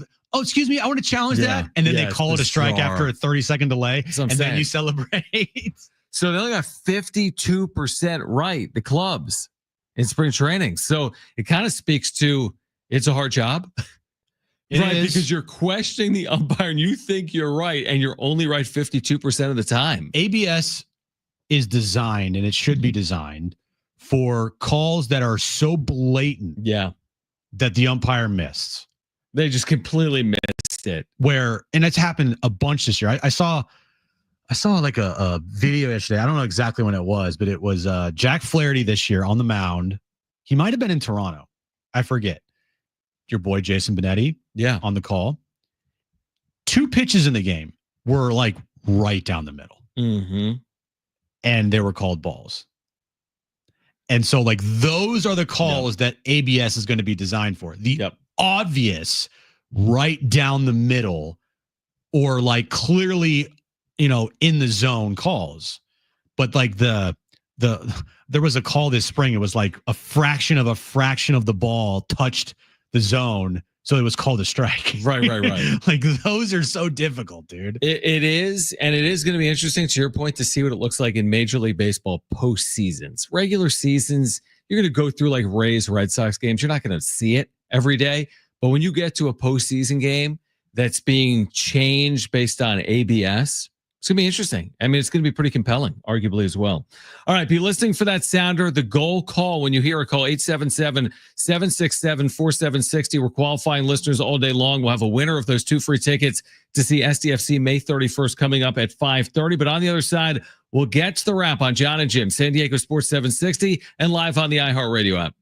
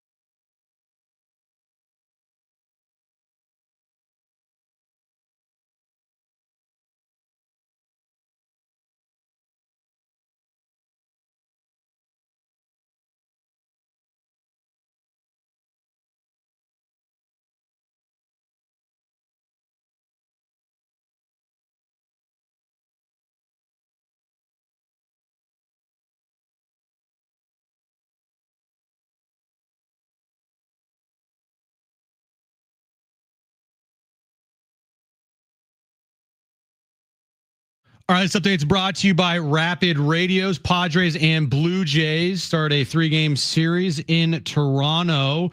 Dylan Cease on the mound for the Padres. And the Western Conference Finals gets underway tonight in OKC. 5:30 tip time between the Thunder and the T-Wolves. Game 1 tomorrow night. The Eastern Conference Finals between the Knicks and Pacers. 5:30 in New York. Rapid Radio is our instant push to talk walkie-talkies, offering national LTE coverage and no subscription ever. Perfect for instant contact with an aging parent. For a limited time, go to rapidradios.com and you'll get an extra 60% off and free UPS shipping. Add code radio and get an extra 5% off. It's Jon and Jim to warm up that drive home. The Padres off an off day, Jim. We've talked about that. That's been beneficial for them before. They're coming off a sweep at the hands, obviously, of Seattle and looking to bounce back with Dylan Cease on the mound here this afternoon against Chris Bassett for the Blue Jays. There's nothing better for a baseball team than after getting swept or just having like a really awful series than an off day. Yeah. Now, time for Jon and Jim. All right, San Diego, Southern California, and Jim, be listening for that goal call. When you hear it, you'll want to call 877-767-4760 for a chance to qualify to win SDFC tickets May 31st against Austin FC. We're announcing a winner at 5:30. You have 2 more chances to qualify, so be listening between now and 5:30. If you missed Kurt Heelan, NBC Sports, he will preview the conference finals for you coming up at 5 p.m. And also this hour, we're giving away a 4-pack of tickets to the San Diego County Fair. Now, you've been, I want to say, maybe arguing with someone on X for the last 20 minutes. It's never, I don't know why I do this. It's never a good idea to argue with a troll with 2 followers, especially when the troll's name on Twitter is Mr. Plow. Never a good idea to do that. If the name isn't Mr. Plow, it makes more sense. Even if it isn't Mr. Plow, what if it doesn't make sense? What if it was Bob Wafer? I don't think I would do it. I got in some argument last night with some dumb Dodger fan that literally did not know how trades work. He thought that a player gets to choose like where he gets to go when it comes to trades. And I'm like, well, no, not really. Not really. I mean, in the NBA, they can be like, I'm going to the Clippers, but it doesn't happen in baseball. Anyway. So are you okay? I'm fine. I just, I know this troll and I don't know why I responded to him, but whatever. Now I'm going to have the Mr. Plow song stuck in my head the rest of the show. Thanks, Jim. Just mute. It's a good idea. Mute your way through it. Yeah. Mute your way through it. Well, it's like a little cult of trolls. And we know that cult of trolls, like goes at like who they're like. I don't. Okay, is that what you're talking about? Because I don't know. Yeah. There's a cult of trolls that follow certain people that like constantly worship the ground that they walk on. And then they decide that everyone else in this town, when it comes to media, are a bunch of losers. Just create your own burners. No. Or just use the burners that you have. I don't have burners. Just troll yourself. I did troll myself. Yeah, exactly. Someone said that I'm always... Are you Mr. Plow? No, I'm not Mr. Plow. You're just talking back and forth with yourself? Yeah. Someone said that the rent's due, let the guy post, because I put out on social media, you Darvish going 10 plus days in between starts, and the Padres being the opposite of transparent about that. Brian Windhorst, what does that mean, emoji? Right. So wait, what did Mr. Plow say? He pitched Wednesday, ... And I said, yeah, but he's not going to pitch again. But he's not. I go, he's not scheduled to pitch anytime soon. ... And he then goes, did he say? Not scheduled to pitch that you know of. The organization has said that he should be back after the AAA start. Yeah. So I just said, okay. Yeah, exactly. He should be. That we know of. What do we think tonight? Dylan Cease, surprise, like ripping off his jersey. It's actually you, Darvish. There he is on the mound. Surprise. We pulled a fast one on you, Blue Jays. Again, it's a cult of trolls. Or it's a group of trolls online that worships the ground of certain people in this town's whatever. And they just attack everybody else that is not. Yeah. 2 words for you. Mute.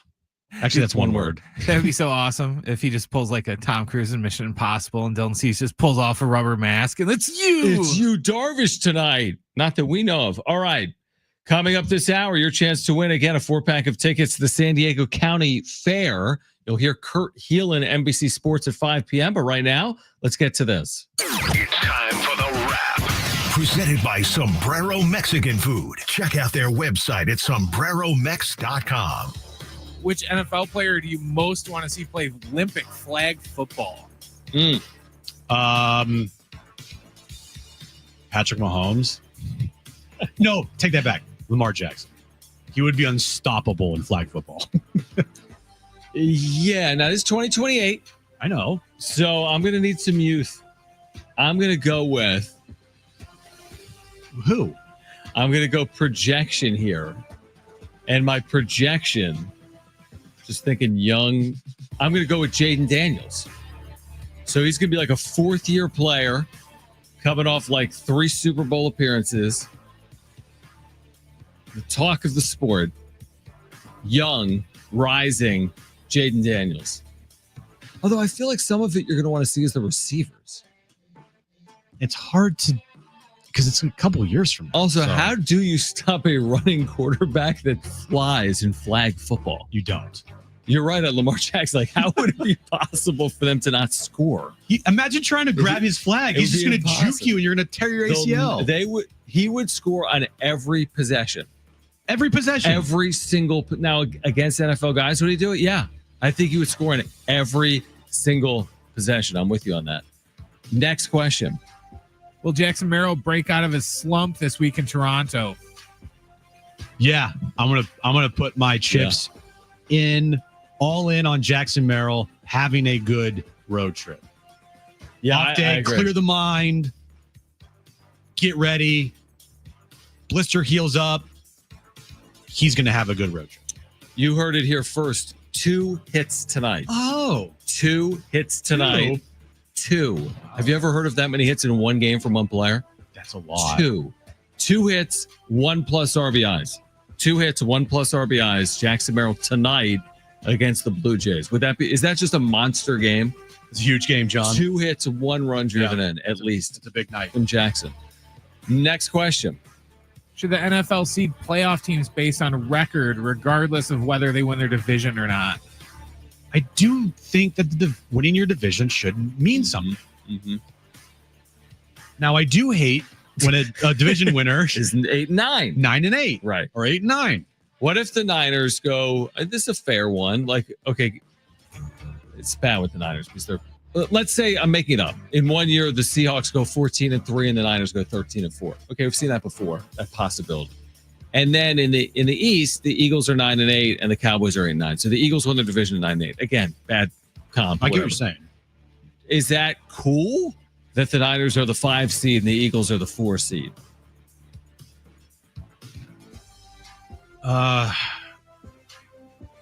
Yeah, because the division has to matter. All those games in your division. They took the divisions out of hockey and basketball. Took our divisions. Didn't they take it out of the NBA? Like, are there divisions in the NBA? The divisions don't matter anymore. They just don't talk about it. They took that out. Yeah, they don't talk about it at all. They took it out of the NHL. They didn't take it out of baseball. They do just records in the NBA overall. Exactly. Because you could have 3 teams in the Pacific Northwest. Like, what? Huh? Yeah. So you would still be a proponent of the 13-4 Niners going to 9-8 Philadelphia if the Niners didn't win that division? They went 13-4. That's some work. I know it is. I don't like it, but you get it. I get it. And if you change it to just records, then you're going to have potentially 2 teams in one conference or 2 teams in one division hosting playoff games. Correct. For a wild card. And if you win your division, like if you win the South and you're 9-8, you're on the road. I mean, it would make sense. It would absolutely make sense. But there has to be some perk for winning your division. Then what's that perk that I guess you do get home field if you ever played that team that finished second in your division that went 13-4 or whatever. I guess the perk is you're in. Because if you win the division at 9-8 and I'm a wild card at 10-7, but behind the other wild cards, I'm out. Maybe the perk is you win your division, you're in, but there's no guarantee of seed. That's the perk for me. So honestly, I would go by record. I think I would go by. I don't like 13 and 4 teams playing at 9 and 8 teams. I just think it's wonky. Yeah. Okay. All right. Next question. Should there be more time off between NBA playoff games? Later in the postseason, yeah, because you want to have the best possible games that you can have. Blowouts are not good when it comes to, the conference finals and the NBA finals. You want all those games to be good and close. Right. Kurt Heelan and not just him, the 5-7-7-7 format, it would work so much better going back to the old school ways of things. But then the NBA would never allow that because of all the money that they're getting, and they're not going to reduce playoff games for player safety. These leagues don't care about player safety. They only care about money, so they're not going to reduce the times of games or the off days in between. Where they really hurt themselves was with the play-in tournament, because they've added 1 week with the tournament that used to be 1 week of additional rest. Because you used to spread out these games more because you wanted the NBA finals over by mid-June. But by adding in the play-in, you still want the finals over by mid-June. You're speeding up the rest of the playoffs by a week because you've added in this pointless week of 9 playing 10, as if 9 against 10 have any shot of getting to the NBA finals. So if it was up to me, I would just get rid of the play-in. Go back to what it worked for a long time. Have 8 teams in each conference in the postseason. And I'm with you. Put 2 days off between games when teams travel. 1 day off when they're in the same city, 2 days off when they travel. There's my solution. Get rid of the play-in tournament. Adam Silver, call me. Okay. He doesn't even need to call me. He could just do that if he's listening right now, which he probably isn't, since he's not. The Western Conference Finals are about to get underway in Oklahoma City, so I doubt he's listening. Or he's doing something else with his time. It's possible. Yeah. It's possible he's doing something else this time tonight. Real quick. Yeah. I need you to yell at me real quick. No. I'll tell you what you need to do. You need to tell me, stop being an idiot. You're an idiot. Go out and get new headphones. Why? They don't work? This ear that is holding on for dear life over here, it's going out on me. Well, here's the other thing. While you're at it, if you're going to the Mac store, pick up a laptop. Because every day, it's overheated. It's at 1%. It's being slow. I need to restart. Look, I got a $30 budget, all right? Perfect. That's not going to buy me a new MacBook. Are you going to be able to get headphones for $30 at the Mac store? These type of headphones, yeah. Okay. But not like the Apple cool headphones that go over your head. I don't like that. I like the earbuds. I know you do. I like over ear. I don't like over ear or overhead or whatever. Overhead. I don't know. Okay. Keep me updated on your purchase. You didn't really yell at me. You just said go buy them. I don't really care about your headphones. I care more about your computer. Okay. Because your headphones have no impact on me. Your computer actually does impact me because of YouTube. Yeah, it does. So I don't care if you can hear or not. Okay. Truthfully. Okay. Go buy headphones, you stupid idiot. Thank you, Brent. Thank you. That's all I was looking for. There you go. I'm here to help. Thank you, Brent. That's finally all I was someone looking said for. it. All right, be listening for that goal sounder. When you hear it, call 877-767-4760 for your chance to qualify to win SDFC tickets at Snapdragon May 31st. If you miss Kurt Heelan, NBC Sports, he'll preview the conference finals at 5 p.m. We've got Del Mar Fair tickets to give away coming up later this hour. But on the other side, was he lollygagging or not? That's next on Jon and Jim. San Diego Sports 760 and live on the iHeartRadio app.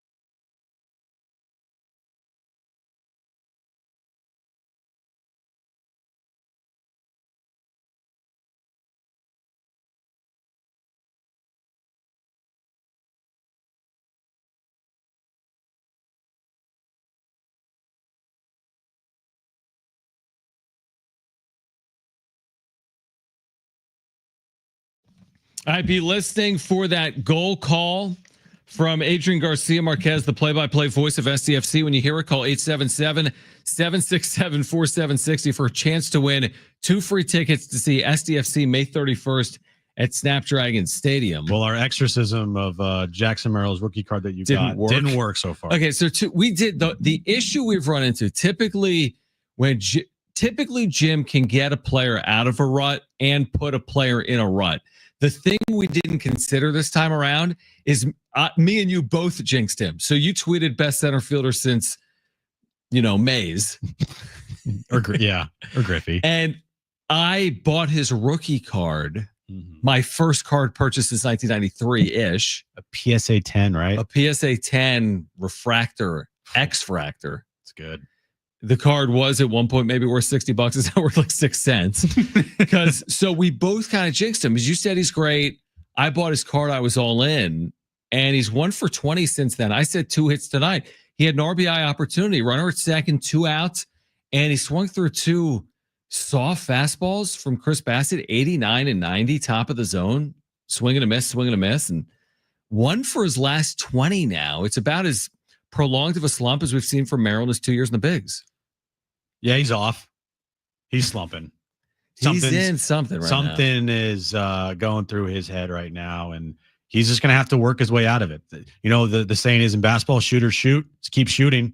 Same thing with Jackson Merrill. He's going to have to go grind it out, and he's going to. Like, he is a grinder. He is a baseball lover, and he is going to grind his way out of this. It's just right now, it's just not pretty. Yeah, it still could happen here tonight, obviously. Just his first AB. Padres and Blue Jays underway and scoreless from Rogers Center. All right.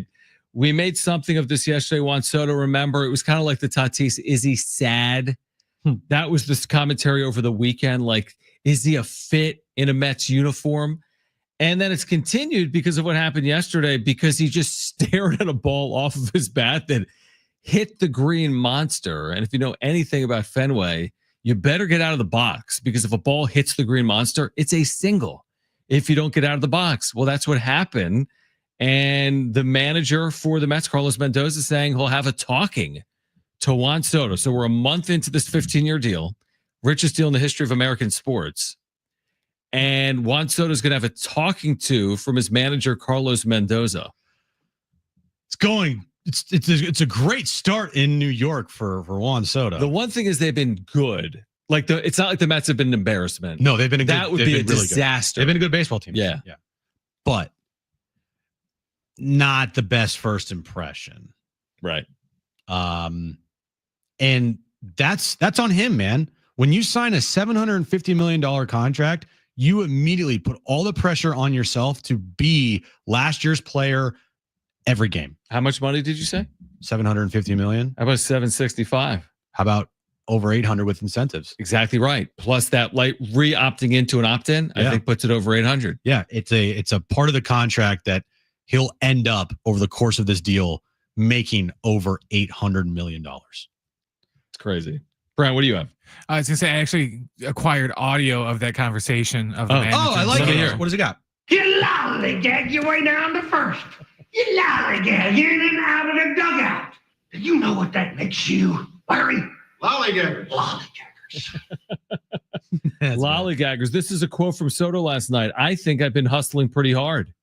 If you see it today, you can tell. Okay. Kind of an odd quote. Mendoza saying we'll talk to him about it. Listen, with Juan Soto, I can confidently say at the end of the year, his numbers are going to look good. They may not be MVP worthy. His year last year with the Yankees was phenomenal. He's had some ups and downs in there between the Nats, Padres, Yankees, and Mets. There's been better years than others. That's how it works with sports. But I wouldn't worry about Juan Soto if I rooted for the New York Mets. That wouldn't be a big worry. I would say let Juan be Juan for a little bit. Let him be himself. Let him get comfortable here. He'll have his 885 OPS or higher. And let's worry about something else, because Juan Soto's Juan. So we spent a lot of time worrying about Juan Soto here. Not we, but we collectively. He's not worth worrying over. It's Juan Soto. That's how I look at it. Is he, like, honestly, he's probably one of those players too, Jim, that he's kind of earned the right to, you can look at a ball here and there. I mean, it's like Manny, it comes with the territory. Yeah, tell that to Mets fans. No, I agree. You're right. That's a good way to look at it. I mean, dude, you're right. It's just different in New York when, especially, you're getting all that money. If Juan Soto only signed even if he signed a $350 million contract, there would still be people upset with Juan Soto right now. But it wouldn't be as bad as it is at this moment. Right. And he's actually not had a great start to the season. I mean, pull up the numbers. You're right. He hasn't hit in terms of average. You're right. But it hasn't been awful, has it? It hasn't been good. Sitting 246 with 8 homers, 20 RBIs. On base is always going to be good, right? The walks. Yeah, his on base is going to be good. Like 9. No, what is it? For Juan Soto, this is down. He's at 376 with an 815 OPS. Yeah, it is down. But 376 on a 246 batting average means you walk a ton. Yeah. If you're getting on base 376 on a 246 batting average. But no, I'm with you. And here's the other thing. Because you're in New York, this gets talked about. If this happened in San Diego, not on the back cover of the New York Post, not at ESPN.com. Would you agree? If Soto didn't leg out a ball off the green monster, how big of a story is that nationally if he plays for the Padres? Nowhere near the story it is with the Mets. Nowhere near the story. But you get what you sign up for. You signed up to play for the New York Mets.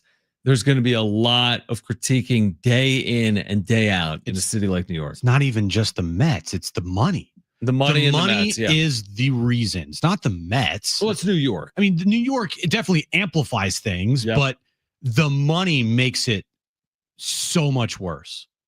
As far as like the pressure, as far as the responsibility that you have. Yeah, you're right. You sign a contract that is the richest contract in the history of the sport by a good amount. Now, Ohtani, it's a little different. No, but you're right. He's not deferring anything here. He's not making $2 million a year and everything's deferred. I know he's getting his 50 a year. Oh yeah, he's getting his money up front because that's what Scott Boras clients get. He picked the place with the most money, and that was New York. He was solely going there because of the money. And oh, by the way, it's in New York where he liked playing there last year.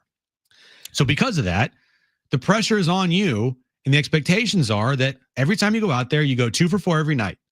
That's what it is. And when you don't, and when you're slumping, it's going to be a problem, especially in New York with the Mets. And you're right. It's not just the richest baseball contract. Patrick Mahomes isn't making that. Name your NBA star. Like LeBron James isn't making that. Steph Curry's not making. Nobody's making $765 anywhere in the world other than Juan Soto. All right, we'll continue to react on the other side. We'll get you ready for the conference finals. They get underway in an hour. And this hour, your chance to win a 4-pack of tickets to the San Diego County Fair. We'll let you know when to call. Plus, Kurt Heelan, NBC Sports, previews the conference finals at 5 p.m. This is Jon and Jim, San Diego Sports 760, and live on the iHeartRadio app.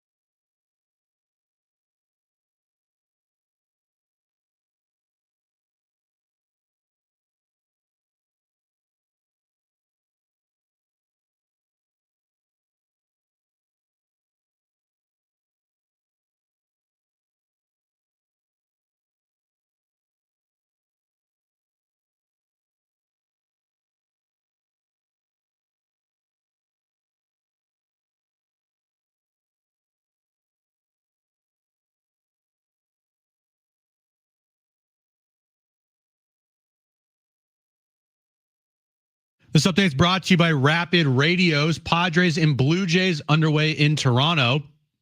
Blue Jays lead the Padres 1-0 thanks to a Vladimir Guerrero Jr. home run in the bottom of the first inning. We are in the top of the second right now. And tonight, the Western Conference Finals gets underway in Oklahoma City. Thunder and T-Wolves tip off at 5:30. Rapid Radios are instant push-to-talk walkie-talkies offering national LTE coverage. No subscription ever. A great alternative to a mobile phone for your kids. For a limited time, go to rapidradios.com now for 60% off and free UPS shipping. Add code radio and get an extra 5% off.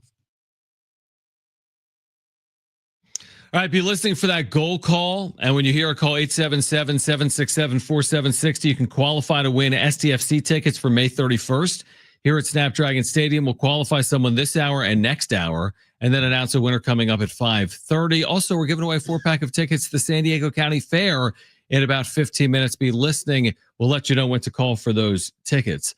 I laughed out loud when you went to get your Reese's Sticks.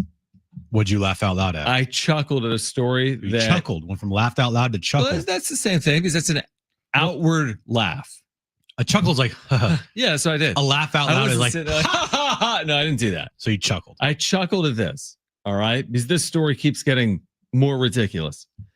Report Jordan Hudson, Bill Belichick's girl, not the engagement, whether that's true or not. Report Jordan Hudson sought content approval and partial ownership of North Carolina's Hard Knocks series. And this is where the report comes from. Catherine Rossman, New York Times, reports this. There's a quote, demanded she be granted content approval and partial ownership of the Hard Knocks show. Wait, what? What? Like, it's getting odder as the days pass. Remember, they were scheduled to do the show, and then that ended quick. And it was because of maybe the role she was going to play. And now she wanted to be able to approve the content, and she wanted to own a piece of the action that was going to air. Something's amiss here. Right? Like something here continues to not add up in the Jordan Hudson, Bill Belichick, and the rest of the world watching this play out saga. Did they get married?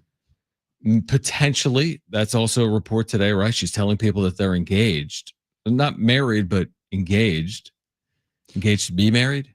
If I, seen all of these things that have come out with how she has turned into, or maybe from the beginning, just like controlling a lot of aspects of Bill's life. Mm-hmm. If I was a part of the family, I would be nervous because if they get married, who says there won't be some like type of will that has everything going to Jordan Hudson? Like once you're, interesting. You know what? Like once you're married, you can do things that, like I don't know. Again, if it was just simply a relationship and they got married, so who cares? Whatever. But it's like becoming more on the, it's becoming like weirder and weirder with every story that comes out. You're like, that's interesting. Right. The Athletic previously reported she played an instrumental role in stopping the show. And it was the New York Times today that reported that she demanded content approval. And with all due respect to Jordan Hudson, some of this is a little bit of stay in your lane. Like Bill Belichick's been he's been coaching football. Like content's being produced around sports a lot. Like, does Hard Knocks really need to like acquiesce to Jordan Hudson on how to do their show? Well, if then all of a sudden Bill Belichick goes to Hard Knocks or whatever and says something on Jordan's behalf, they're going to probably listen to Bill. Right. Like if Jordan's like, I don't like that, Bill, go tell them to stop. And Bill tells him to stop. Are you saying that's on behalf of Jordan, right? Like Jordan's making Bill do this, or Bill's doing it because of Jordan, or where's she going to be during the games? Bro, she's going to be in the cheerleading section. Is she going to be on the sidelines? Is she going to have a suite? Are they going to be like showing her in the booth constantly? She's going to have a headset on. She's going to be calling plays for Bill Belichick. It's like fourth down call. Should we go for it or not? And Jordan's like, go for it, Bill. Go for it. No, you know how in college they always have the guy like has that big sign. the It's sign like, with like a that's your duck on job. it. Yep, that's her sign. If I'm the Or her opposing job. team, I am 100% making an audible call Jordan Hudson. Oh, that's ridiculous. Yeah. I am 100% like Put her face on the sign. if I'm Oh my Duke, gosh. if I'm Duke, I'm having a Jordan Hudson audible this year. Yeah, or sign. I do like Jordan that. Hudson, Jordan Hudson, Jordan Hudson. Okay, does any part of you, okay, if you had to make a bet, No. would any part of the bet say he doesn't coach there? Like, would you be willing to put any money on him not coaching a game at North Carolina? When's like the drop dead like date? No. I think for him, never. I think he could walk away whenever he wanted, One game? or they could force him out. One game. Yeah, there's two different bets. 1+ game, and then maybe more than one year makes it through a year. Makes it through a year might be tough. I would take the bet that he coaches at least one game there. Are they going to be good? I don't know. Like, you get into college for the Who's their first time. quarterback? I have no idea. Like, what's their Jordan schedule? Hudson. What's their schedule? Like, what happens if they're not good? He's just going to be like going through the motions. They've been getting a bunch of transfers. Yeah, that's true. Maybe they will be good. I mean, maybe they will be good. I just find the story to be odd. And I think most people find the story to be odd. And it keeps getting odder. And the title here in the Times was Bill Belichick was always, how many times have we said this? Bill Belichick was always in control. Then he fell for Jordan Hudson. Like, that's an interesting way to look at it. Why it's so, I guess, talked about in the media realm is that like Bill, his entire coaching career was so anti-tabloid, stay out of the news cycle, like just go about your business, do your job. The last thing that you want to do is become the story. Mm-hmm. And now Bill's become a story. And it's like the complete opposite of everything that he preached while in the NFL. That's why it's so shocking when you see the articles about how this woman is like inserting herself into every aspect of Bill's life to the point where it looks like from reports that she is controlling Bill. What's odd to me too is they've been doing this book tour, right? A lot of this came to the surface when he's been promoting the book, CBS Sunday Morning, some other avenues of promotion. Why is he hawking this book so hard? He made over $200 million as a coach. 200 to try to get the story off of him and Jordan Hudson, maybe, but it's like, do you really need to? Is this book so important? Like, hey, if it's the number one book, I'm going to make a lot of money. You have a lot of money. You've been coaching for forever at the highest level. I will say, I did see an interview that he did with I forget where it was, but he was on like a podcast, and he was talking about Brady and like Ed Reed and Julian Edelman and Randy Moss. Okay. And I thought it was like very compelling where I was glued. I watched majority of his answers and I was very intrigued by what he was talking about. He, sharp. Yep. He just, they're good stories because it's behind the curtain of the 20+ year career that Bill had in the NFL when you couldn't get anything from Bill. And now you're getting the behind the scenes stuff, and it's all interesting stuff. And I thought that was like really compelling. Yeah, I can see that. I'm all for that. There's been some compelling, and then there's been some awkwardness. The set of like a media day in Florida when he was asked about it, that was odd. We played you the audio.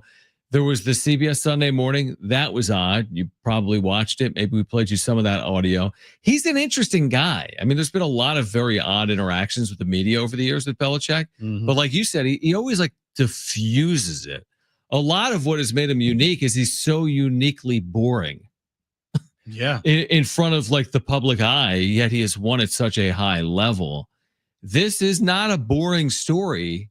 In fact, it's a captivating story for a lot of people. This 73-year-old with a 24-year-old woman, and the way it's playing out and the role that she's playing in his professional life has captivated a lot of people. It's become a very big story. I think it's manipulated into, after the CBS interview, young mid-20-year-old woman controlling a 70+ year old man. and you put the 2 and 2 together, and it's like it's a story. It's a story. By the way, 760 saying, and here we thought Michael would be the most powerful Jordan to ever run things at North Carolina. Good text from 760. You can text us 70470. Start it with the word team. At Rogers Center, the Padres and Blue Jays underway. It is a Vlad home run. Vlad Guerrero Jr. home run is the difference. And the Blue Jays have the early 1-0 lead on Dylan Cease. Now, Cease has been good coming in. His last couple of starts, he's allowed this solo home run. Padres offense has been quiet the first couple of innings against Chris Bassett. 1-0 Blue Jays. I would hope that they could put some runs on the board tonight. It's not like Chris Bassett's had a bad year. He's actually had a pretty good season. Yep. Got a 3.04 ERA in 53 and a third innings, 1.24 whip with 58 strikeouts. So he's been good this year. But so far, just watching his stuff, I mean, they can't catch up to an 89-mile-an-hour fastball. Yeah. And we'll see if this offense can get going because it didn't at home. It really didn't this past weekend against Seattle. All right. Call right now if you want a free 4-pack of tickets to the San Diego County Fair at the Del Mar Fairgrounds. This will get underway June 11th. It's through July 6th. If you want a free 4-pack of tickets to the San Diego County Fair, all you need to do is call right now, 877-767-4760. That's the number to call. Call right now, 877-767-4760. First 2 callers will be our contestants for trivia today. And all you need to do is call right now for a free 4-pack of tickets to the San Diego County Fair, 877-767-4760. Kurt Heelan, NBC Sports at 5 p.m. on the Eastern and Western Conference Finals. But call right now. This is Jon and Jim, San Diego Sports 760 and live on the iHeartRadio app.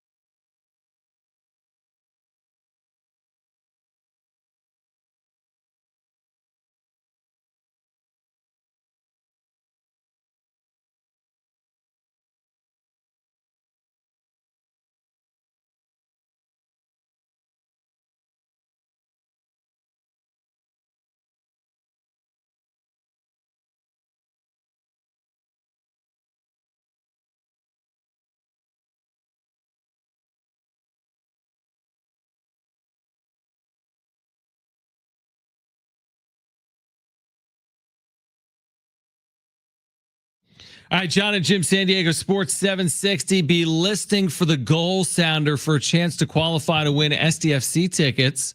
Also, Kurt Heelan, NBC Sports, will preview the conference finals for us coming up at 5 p.m.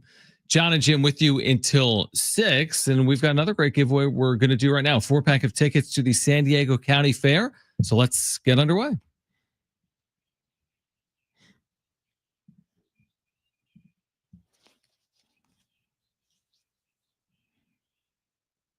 All right, 3 questions, 2 contestants, 1 lifeline. Today's 2 contestants, we have Greg and we have Corey. Greg, you called in first, so you have your choice of Jon or Jim. Who do you want to go with? I'll go with Jon today. All right, so Greg and Jon? Greg and Jon, Corey and Jim. Corey, you there? Yes. All right, perfect. You get Jim today. So, Brent, what is the question of the day? All right, guys, as we mentioned earlier in the show, the Western Conference Finals get underway tonight. Today's question, who are the top 10 scorers in Minnesota Timberwolves franchise history? So we're looking for anybody in the top 10 in points scored, not like per game, in Timberwolves history. Okay. Corey, you're up first. What is your first guess? You do have a lifeline if you want to use it. Kevin Garnett. Kevin Garnett. Good guess. Yeah, it's on the list. Greg, you're up next. What is your first guess? You do have a lifeline if you want to use it. Anthony Edwards. Anthony Edwards. All right. All right, there we go. For those 2 guys, might get a little tricky. Right. Corey, you're up next. What is your second guess? You do have a lifeline if you want to use it. Karl Anthony Towns. Karl Anthony Towns. Very good. Greg, back to you. What is your second guess? You do have a lifeline if you want to use it.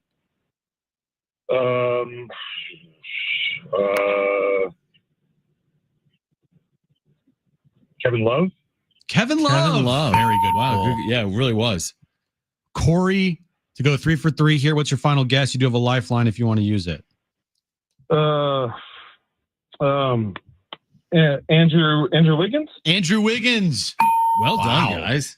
Greg, big Timberwolves fans. Greg, back to you. Final guess, send this thing to overtime. You do have a lifeline. What do you got? Let's go with the lifeline. Lifeline, Jon, what do you got? I have no clue. There's one Timberwolf in my brain.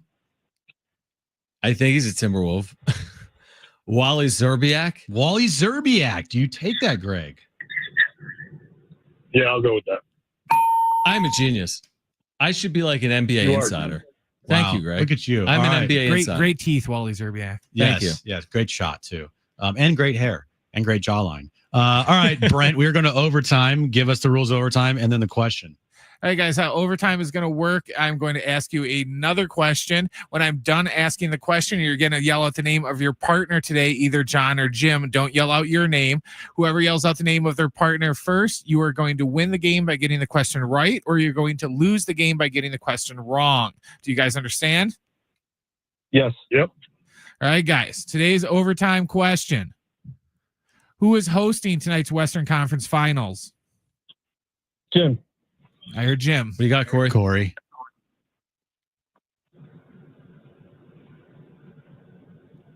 Corey. Corey, what's the? Where is it? Hello. Yeah. Hi. Who's hosting the Western Conference Finals tonight?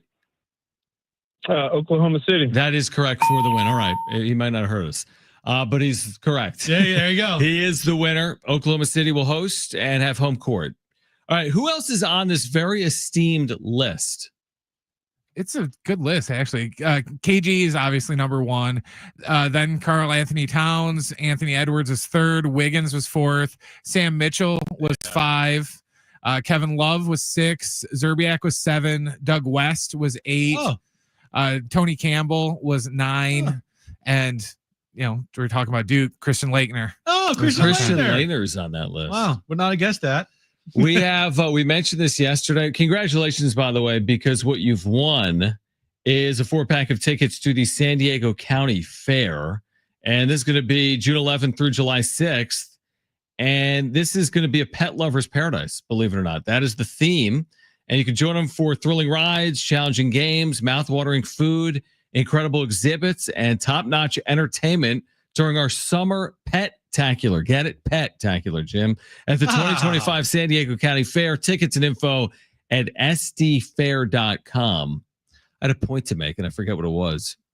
It was such a good point. Oh, man. It wasn't that good of a point. I know what it was. That T-Wolves have never won a title. Mm-hmm. Thunder have never won a title, although Seattle did, if you want to play that game. I'm not playing that game. Do you play that game with the Warriors? Seriously, like, do you consider Warriors history in talking about the Warriors? Well, going back to like Philadelphia in terms of their history? I mean, they retired Wilt Chamberlain's number, and they said Wilt Chamberlain played for the Warriors. But he didn't play. Yeah, I got you. So you don't love playing that game? I don't, because I view it from how long you've been in that when they city got there. for. That's fine.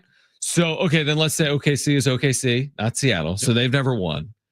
Pacers won in the ABA, but not in the NBA. Nope. And the Knicks, once proud franchise, has not won since 1973. You could say once proud franchise for the Knicks. That's what I'm saying, because that's a true definition. They've only won 2 times ever, the New York Knicks. Right. And they were, in the postseason like every year in the 90s.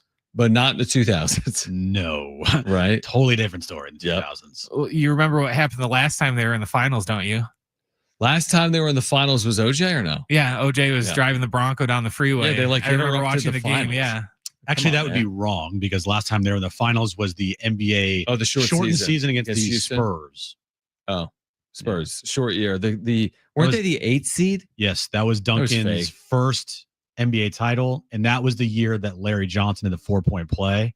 And that was the last time they faced the Indiana Pacers in the postseason. Was that a little not in the postseason, but last time they faced them in a conference finals. Is that kind of a little fake, that short year? Nobody talks about it like that. They played 50 games? It was 50 games, and they were the 8th seed. Maybe it wasn't. Nobody remember, because they remember COVID like you played in the bubble. Mm-hmm. They remember baseball COVID like you played 60 games. Right, give me a break. But this, the last time the Knicks were in the finals, good call, was during that short season. Now, if you had like a 66 game season, that'd be like perfect. Yeah, maybe that's just good in general. That's what Kurt Heelan was saying earlier. I know. Maybe you should play 70 games. It is a little long, and I've been hooked by the postseason. Ratings are really good. Ratings for the NBA have been really good for the postseason. It's been good. There's been good games. There's been bad games, but there's been incredible games.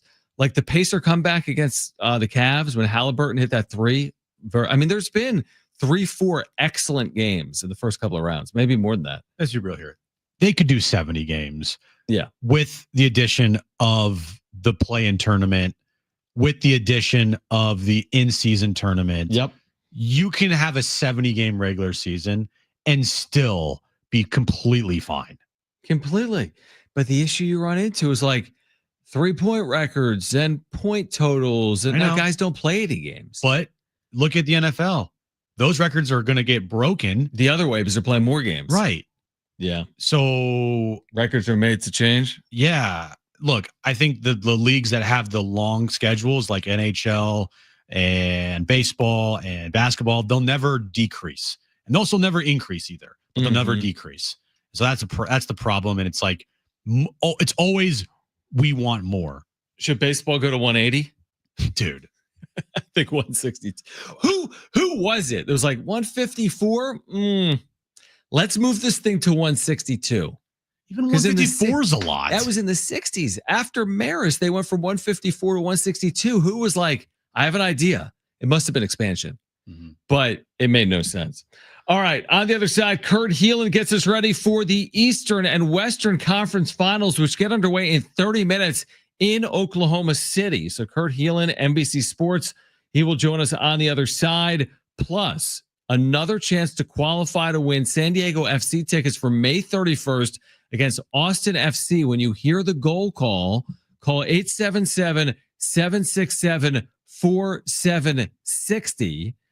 All that ahead. Hour 4, Jon and Jim on San Diego Sports 760 and live on the iHeartRadio app.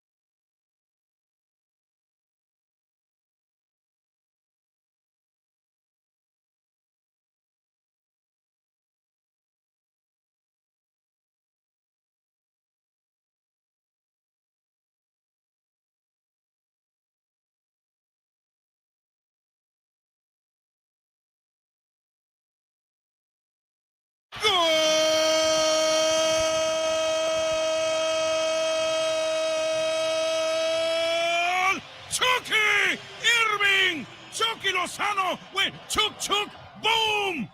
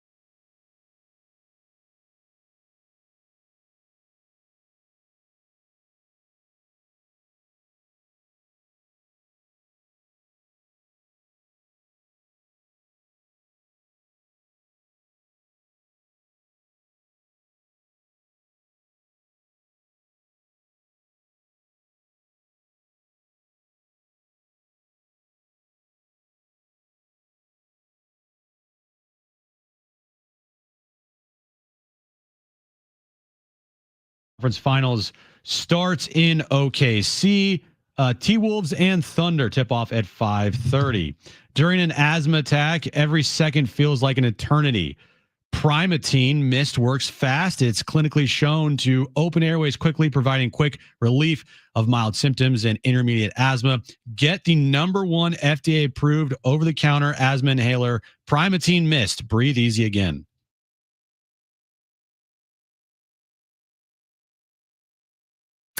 It's Jon and Jim to warm up that drive home. Padres off an off day, Jim. We've talked about that. That's been beneficial for them before. They're coming off a sweep at the hands, obviously, of Seattle and looking to bounce back with Dylan Cease on the mound here this afternoon against Chris Bassett for the Blue Jays. There's nothing better for a baseball team than after getting swept or just having like a really awful series than an off day. Yeah. Now, time for Jon and Jim. All right, San Diego and Southern California, what's going on? This is the final hour of Jon and Jim, and you have one more opportunity to qualify to win San Diego FC tickets against Austin FC May 31st, not this weekend, but next, Snapdragon Stadium.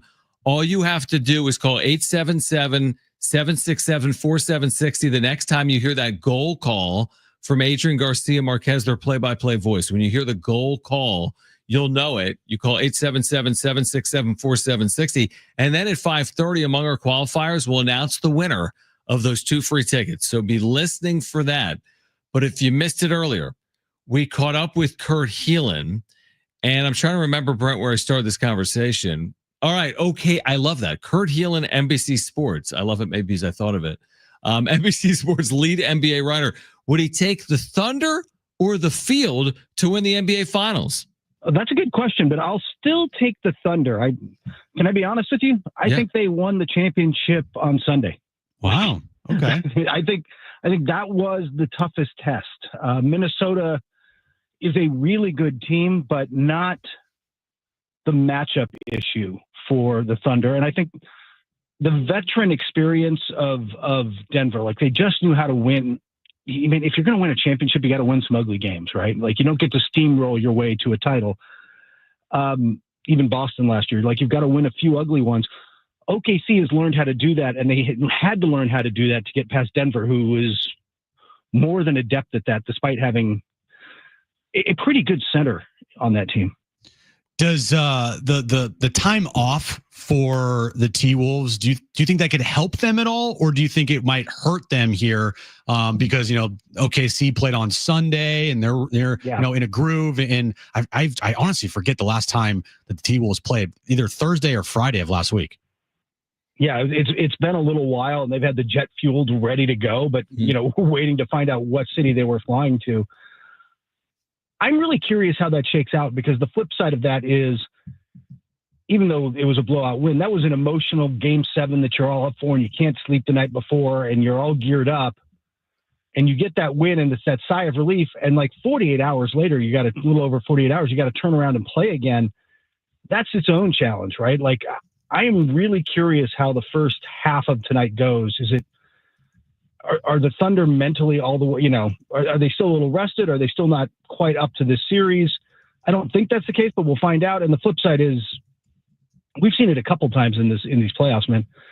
Hey, they dominated the first round. They're rolling, and then they get rusty in those breaks. And I think I am worried about that for Minnesota. Kurt Helin with us right now, lead NBA writer, NBCSports.com. Let me ask it this way. Which to you would be the most compelling finals matchup among the 4 possibilities? Thunder Knicks, Thunder Pacers, T-Wolves Knicks, T-Wolves Pacers. I think it'd be T-Wolves Knicks, because you get the whole Randall Towns, right? Like that preseason trade that we're like, oh, they salary dumped. That was a horrible move by Minnesota. And look, first off, I said that, and B, I was wrong.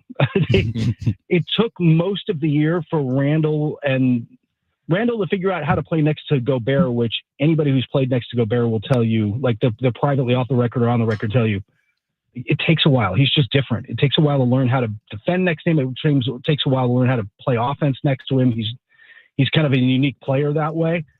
It took a long time for that and Anthony Edwards and everything to gel, but they're, I think, a little better now than they were a year ago, a little more versatile. And I love the way Randall has fit with them. And obviously Towns has been hand in glove in New York. He's been fantastic. He's going to have a big series if they're going to advance. So I love that storyline. I love that matchup. I'm not sure that's the one we're getting, but that's the one. I think that would be the most fascinating. Yeah, Julius Randle's been fantastic this entire postseason. When you look at how the schedule of everything plays out, this has been a topic of discussion of late because of all the injuries and the hamstring pulls, and then the Achilles tendon pulls there. Do you think that this schedule needs to be lengthened out, or do you like how the schedule is and it's just kind of a coincidence with all these injuries? I don't think it's a coincidence completely. I would love to see a little more time off in some of these second round series. My problem is I'm not sure. Look, Matt, I don't need it to go deeper. Like I don't think any of us need to see the NBA playing up until July 4th or something. Like, right. I don't think that's necessarily good for the league either. I could argue that the best way to do this is reduce the schedule to 70 games and start the playoffs earlier, but good luck with that. So, yeah, right. I would love to. I just logistically don't know how they get there. The other trick they could do is, and I would love this, return the first round to best of 5. Mm-hmm. It gives you a little more breathing room in the spacing, but also I think it just creates more drama. You're more likely to get a first round upset if Team X can, if your 7 or 8 seed can win game 1, suddenly it's a lot more interesting. Yeah, it's a really good point. Kurt Heelan is with us right now. NBCSports.com on Jon and Jim, San Diego Sports 760. So we've touched on the Western Conference Finals a little more. How do you see this classic matchup, right? It's been a quarter century, but we get Knicks and we get Pacers. How do you see this playing out? Is this a long series for you? Yeah, I think so. I think, look, I think when it came time to make my predictions and picks, I pulled out a quarter and flipped it. It's I think a really even series. The Knicks are more physical. They do have home court advantage. They seem to be having some kind of I don't know, my watch is going off. They seem to be able to find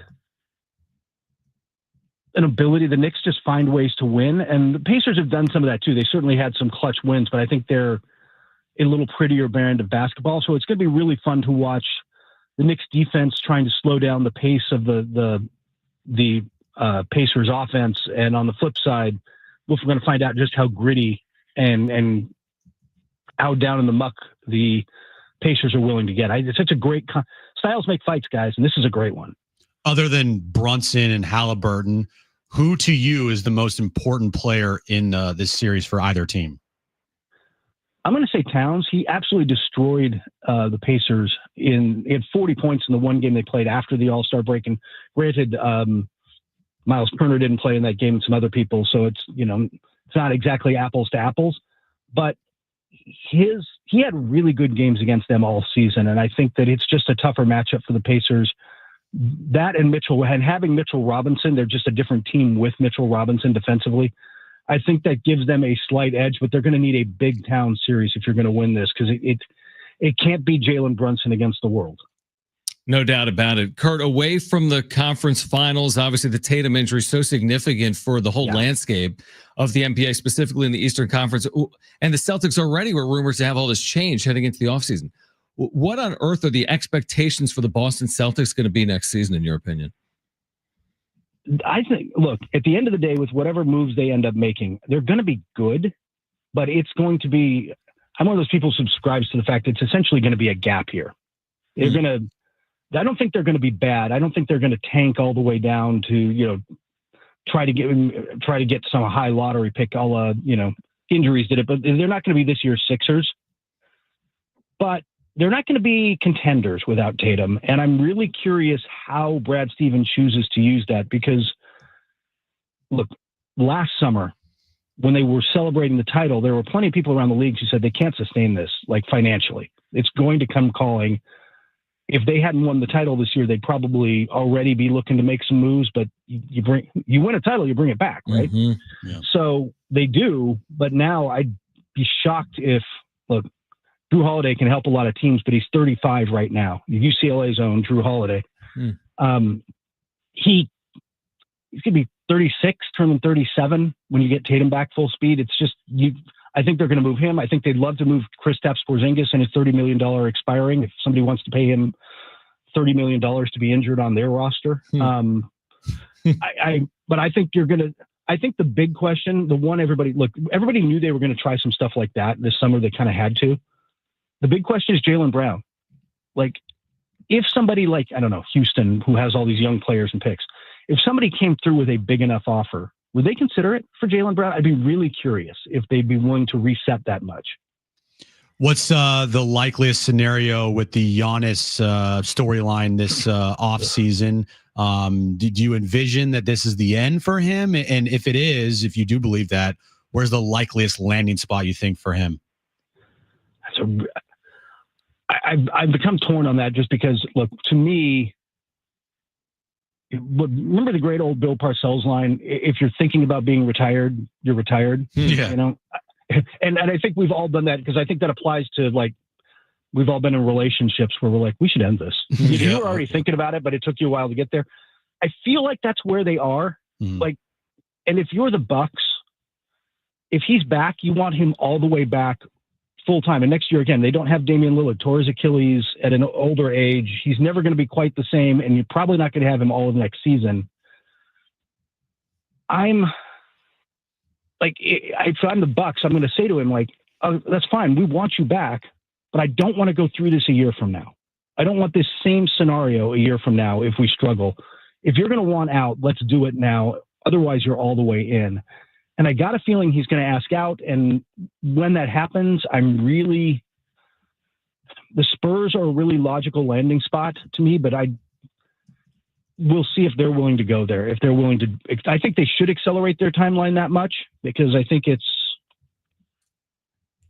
like having an NFL quarterback who's really good as a rookie, like the Commanders right now. Like, man, you better load up that roster before you got to pay the quarterback off the rookie scale before it gets really difficult. I think they're kind of in that spot. So I would load up and do it.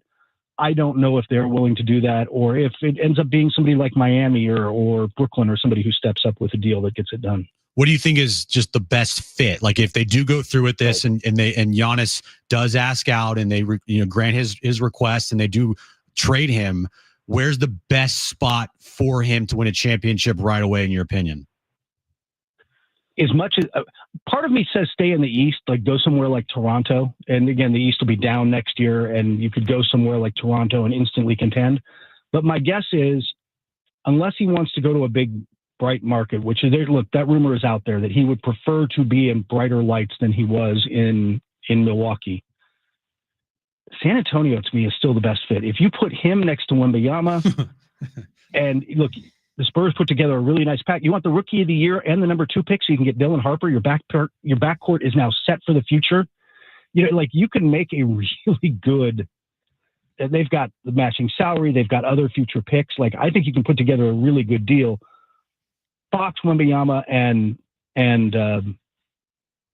Antetokounmpo next to each other is just, even in the West, you're now right at the top of the list of contenders. And I think that, and they'd be there for a few years, and Wembanyama continues to get better. So that's where I would think is the best basketball fit for him, but I don't know if that's where he wants to be, because San Antonio may not be the most glamorous of markets.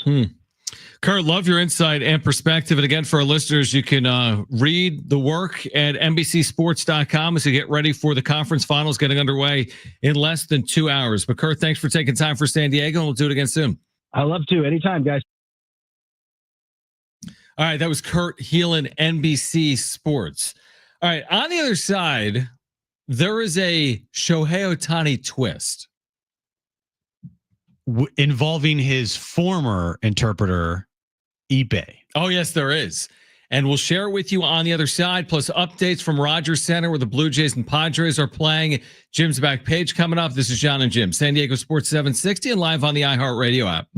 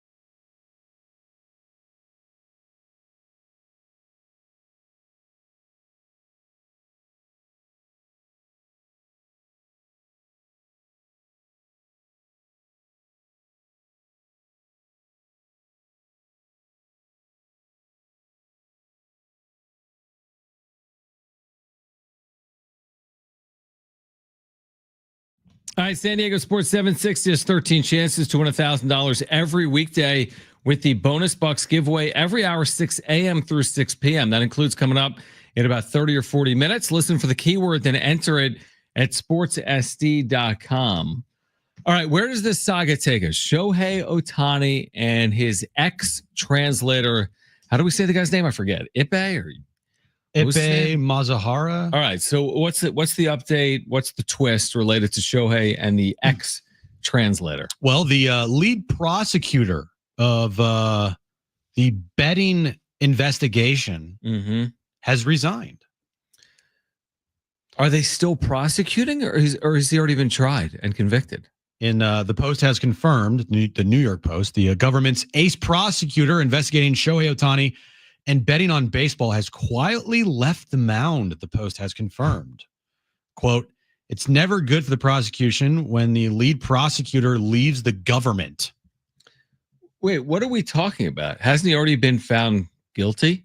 Well, this is quote, "You can only hope this will remain a priority." Wait, I'm confused.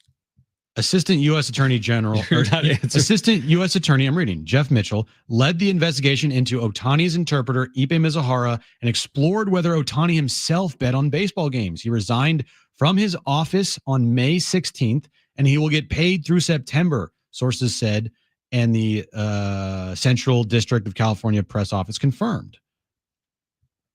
Mitchell led the prosecution of Ohtani's interpreter. U.S. District Judge John Holcomb on February 6th sentenced Mazahara to 57 months in prison for illegally and without authorization transferring nearly $17 million from the Bank of Ohtani to pay off his own gambling debts.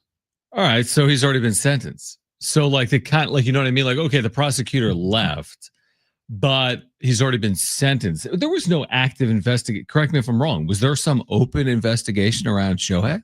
Well, this is in the article saying that players like Shohei Ohtani and his former teammates at the Angels can, quote, sleep easy at night, knowing that the lead prosecutor has resigned. That's weird, man. Not the lead prosecutor part, but the New York Post saying Ohtani and his former teammates can sleep easier. I thought baseball already put it to bed. Ohtani had no involvement. Well, this is not part of baseball. But I didn't think he was part of any type of an investigation. Said this might help Ohtani and former LA Angels player David Fletcher and former Dodger player Yasiel Puig to sleep a little easier, a source close to the situation said. Yasiel Puig? Yeah. Quote, "It's never good for the prosecution when the lead prosecutor leaves the government. You can only hope this will remain a priority." He was paid off. You're saying the lead prosecutor? Bro. MLB investigated. They said he was the victim of fraud. Okay, well, this is not MLB, John. This is like but there's no U.S. attorney. No, but you've covered this story as much as anyone. Are you telling me, because I'm reading this too, are you telling me there was some type of an investigation still underway that could have tied Shohei Ohtani? I thought this was closed not just MLB wise, but like legally. Well, John, there was still something going on. A prosecutor looking into it. Ohtani and his teammate David Fletcher. It's just weird how all of a sudden he doesn't just drop the case. He just quits. He's just out. And he leaves. And he's done. Right. This probably makes it more likely this is all done. He was paid off. I mean, baseball would have a big issue if something were to happen to Ohtani, you know? Yeah. And you don't think that everybody's doing trying their hardest to make sure that Ohtani is squeaky clean here? Like squeakier than clean? Right. Again, I will never, it's hard for me to ever believe that Ohtani knew nothing. Yeah, that part to me has always been a little suspect as well. Like, what did he know? Not to say that he was involved. Like, he was the one that was actually betting, but like, did he not know anything? Like, being naive a defense is always my point. When you have millions of dollars leaving your accounts and you just weren't aware of that, I mean, I guess, according to Major League Baseball, Major League Baseball cleaned that thing up quick. Oh, The yeah. investigation lasted like a day. He's their golden boy, man. He certainly has been. He hit his 17th home run last night. And the MLB Twitter accounts and their social accounts, they loved it, even though the team was trailing 7-1 at that moment. Yeah. It really reminded me of when he was with the Angels. Right. Like Ohtani, his 17th home run. His amazing. Dodgers trail or Angels trail 7-2 now. Yeah, 100%. We'll keep you updated on that story. I don't know if there is a story there, but we will keep you updated on that story. We're also keeping you updated on the Padres. I firmly said earlier in the show that the Padres would have a good road trip and that the off day was going to help them and then they were going to be energized and they were going to put some runs on the board and, Jackson Merrill and Manny Machado would get out of their slumps that they're in. Yeah, I was wrong. Not yet.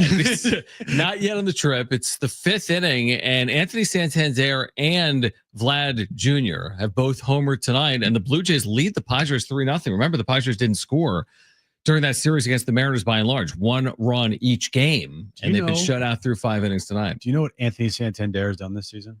Without looking. I don't. We looked it up as Rule 5. I want to say he's been very good.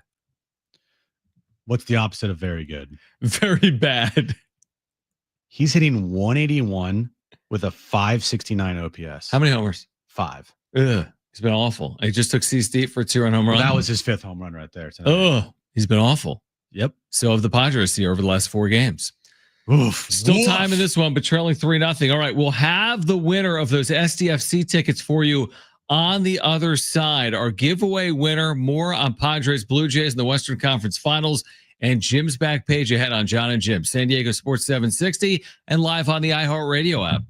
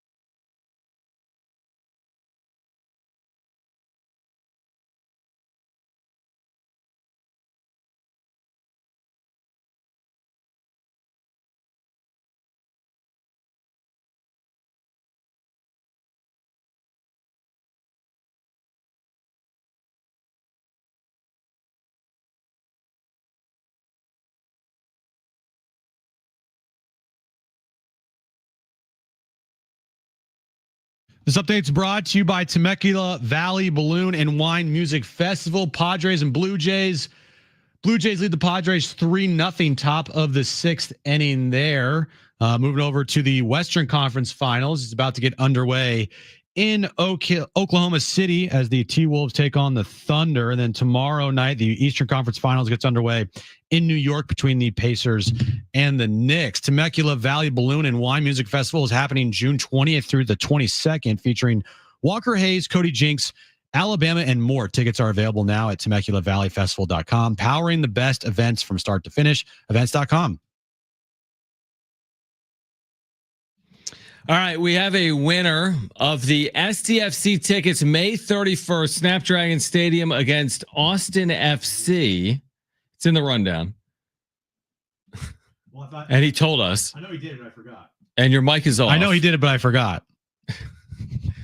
Anyway, it's going to be 2 tickets to STFC Austin FC. California Bank and Trust, by the way, giving away tickets to the upcoming match. It's the summer kickoff match featuring a beach towel giveaway. So you love that with summer around the corner. All right, let's get a drum roll for our winner that Jim will announce.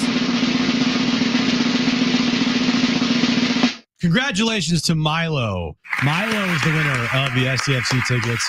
Get there early, because if you get there early, you're going to get a beach towel. That's exactly right. And that's May 31st. And tomorrow we're going to have the SDFC GM, Tyler Heaps, with us at 2:30 in the afternoon. So join us tomorrow. I think we might have another giveaway tomorrow. We do. Yeah, we do. It's all week long. All week long. So we're going to be giving away tickets for that match, which is less than 2 weeks away, all week long. And Tyler Heaps will join us tomorrow at 2:30. So looking forward to that. Awesome. What happened to our feed here, our broadcast? Interesting. Yeah, it's very interesting. We're keeping an eye on a couple of things. Western Conference Finals is about to get underway. All right. We have Thunder T-Wolves from Oklahoma City about to get underway. We've got Padres Blue Jays well underway tonight from Rogers Center. Tomorrow we have Knicks Pacers. Are we willing now to have we made NBA Finals predictions? No. Do you want to do that? Yeah, kind of. All right. What do you got? I'm going to tell you it's Thunder Pacers. Okay. I will go with T-Wolves Knicks. I like it. Sushi roll? No. Not for a sushi roll. Okay. The Thunder, who just had Kurt Heelan. Maybe we should play the interview back. We just had Kurt Heelan on. He said he felt as if the Thunder's title was won on Sunday against the Nuggets. That once they won that game, they put themselves in a position where he took them over the field. He wouldn't take any of the other 3 teams over the Thunder. You're not as convinced, though, on the Thunder winning the NBA title, right? They are, I guess, technically the best team remaining. Mm-hmm. When you go through a 7-game series like that early on in the postseason, I don't know if that screams that you're going to win the title. Right. I don't know. Like 7-game series in the conference finals, like you can go on and win the championship, but 7-game series in the second round, I don't know. Not as convinced. Again, I'm completely wrong. Don't have numbers in front of me, but I just feel like the last however many handful of champions, they didn't encounter a 7-game series until at least like the Western Conference Finals, Eastern Conference Finals, or I don't remember the last time there was a 7-game series in the NBA Finals, but you get my point. How household does either Edwards or SGA become if they win it? Like, do they get to that next stratosphere of player? Maybe Anthony Edwards is already there. I think Anthony Edwards does. I don't think SGA does. Okay. He's going to win the MVP this year. He deserved it. Mm-hmm. He has the numbers. For whatever reason, there's something about his game that I'm just like, nah. Mm-hmm. I don't know. Well, you've talked about it, like his just propensity, I guess. Like he relies so heavily on getting to the free throw line. Yeah. Now he is not like super flashy.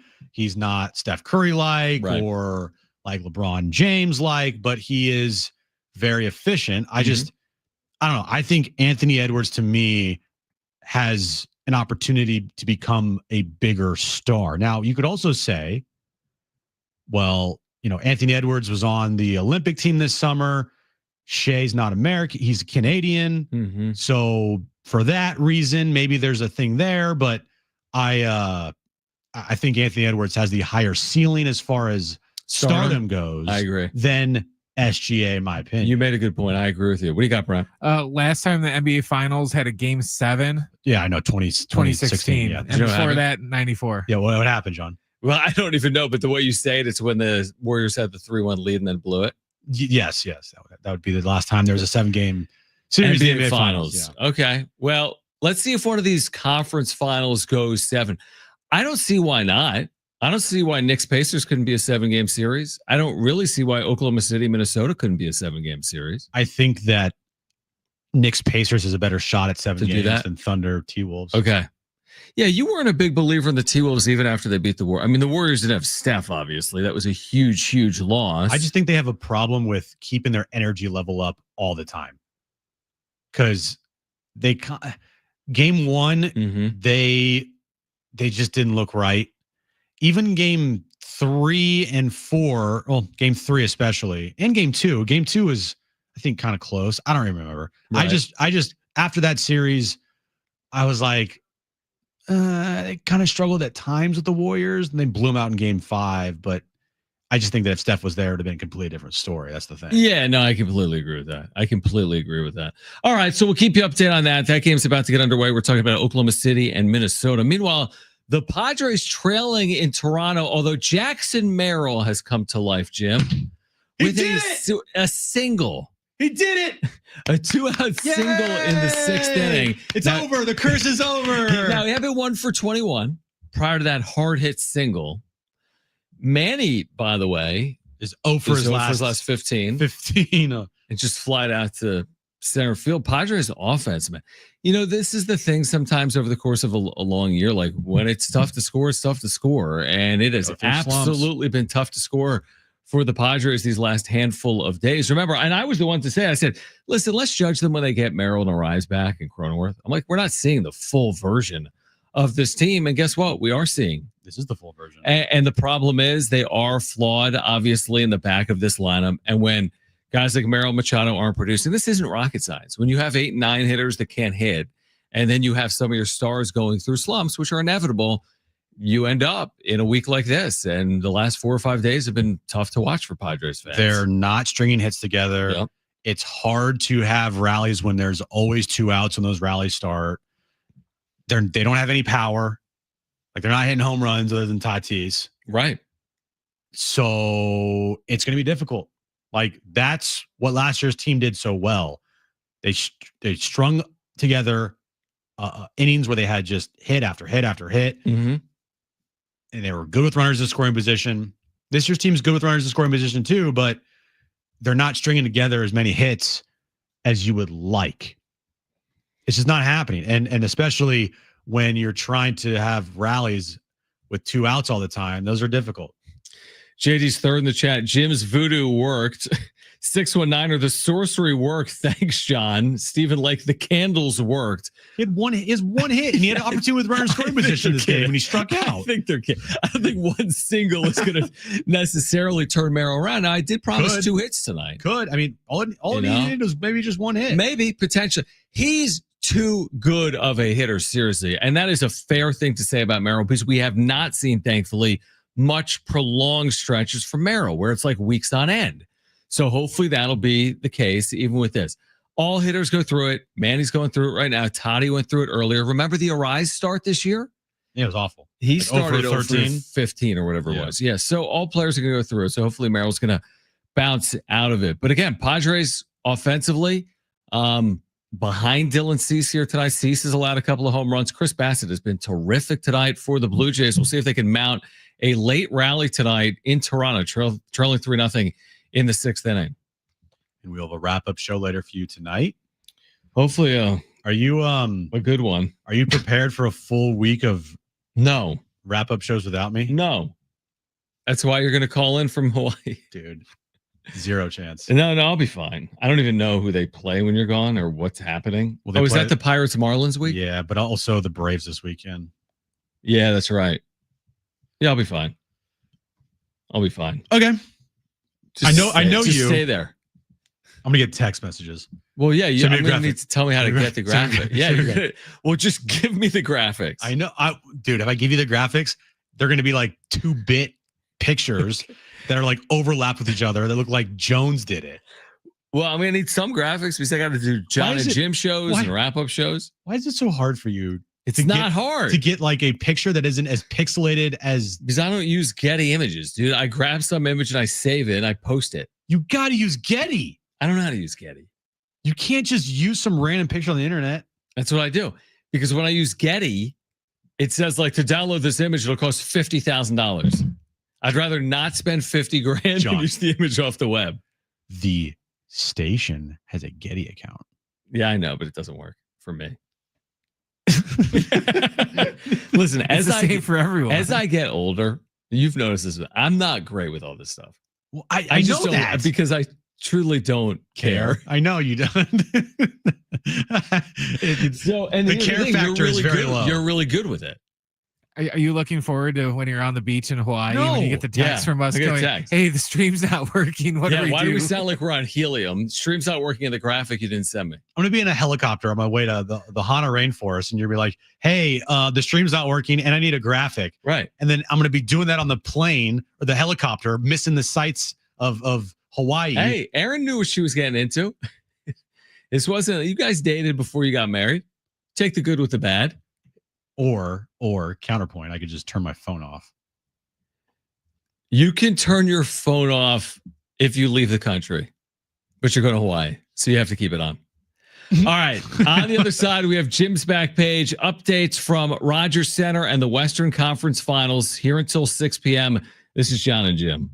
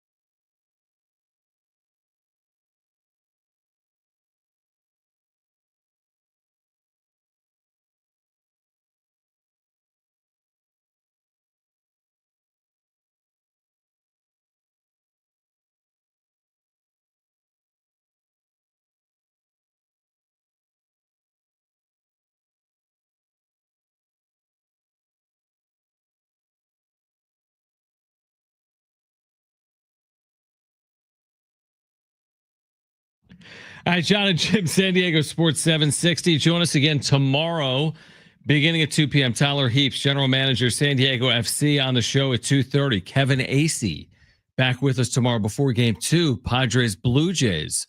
So join us tomorrow at 2 p.m. SDFC tickets to give away tomorrow. San Diego County Fair tickets to give away. But wait, there's more.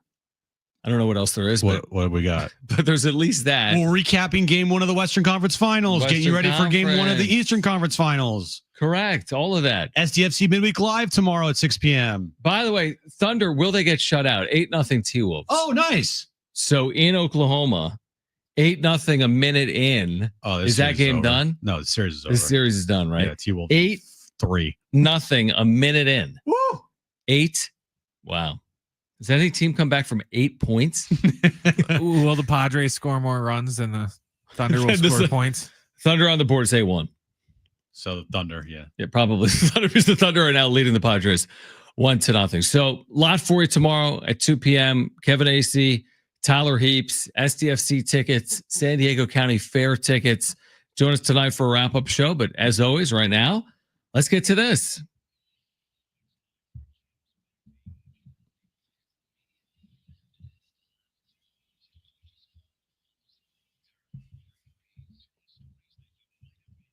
All right, Mr. Card Collector. Yeah. What do you have for it? You have a card story for I have me? a card story. Woo!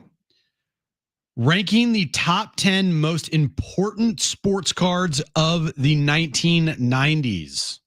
Okay. How would we do that? Well, this list was generated by card collectors and auction sites and just the overall values of these cards. So here are the top 10 most valuable cards of the 90s. So for you, if you're starting a card collection, you want to look for these cards. Now they're probably impossible for you to get because they're so expensive, but can I guess one? Yeah, guess one. Michael Jordan's Playground. Ooh, stay tuned. Okay. So when you say expensive, how much are they? Well, are you going to tell us as you go through them? I don't have the okay, here's the price. Let's hear it. So number 10. At number 10, the 1997 Skybox EX Allen Iverson Essential Credentials Now card. Okay. Do we have value? It recently sold for more than $700,000. All right, we need that. It was a PSA 5. Wow. The all-time record for any Iverson card was set in February when this PSA 5 card sold for more than $700,000. Okay. All right. Number 9. Number 9. The 1994 SP Foil Alex Rodriguez card. A Gem Mint 10 sold for $39,000. Okay. That's a Mariners card, right? Yeah. Okay. All right. Number 8. It's a 1998 playoff contenders ticket Peyton Manning signed autographed Gem Mint 10 card. How much? To date, the record public sale for the Manning's card is $71,000 paid for a PSA 10. Okay. Next up, we got the 1992 Stadium Club Beam Team Shaquille O'Neal card. All right. A PSA 10 peaked in March 2021 when sold on eBay for more than $30,000. Wow. All right. We got I would love this card. A 1990 Score Bo Jackson Gem Mint card with Bo Jackson wearing the football. Yeah. He's holding the baseball bat and the football pads. This card, a PSA 10 in 2025, sold for $10,000. Okay. Good money. Very good money. Number 5, a 1996 SI for Kids Tiger Woods card. We all had that at some point. The record sale for a PSA 10 came in May 2023 when Fanatics Collect sold one for $45,000. And it was a Beckett 9.5. Wow.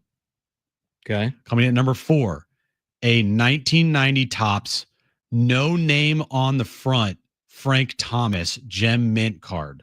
Gem Mint 10, excuse me.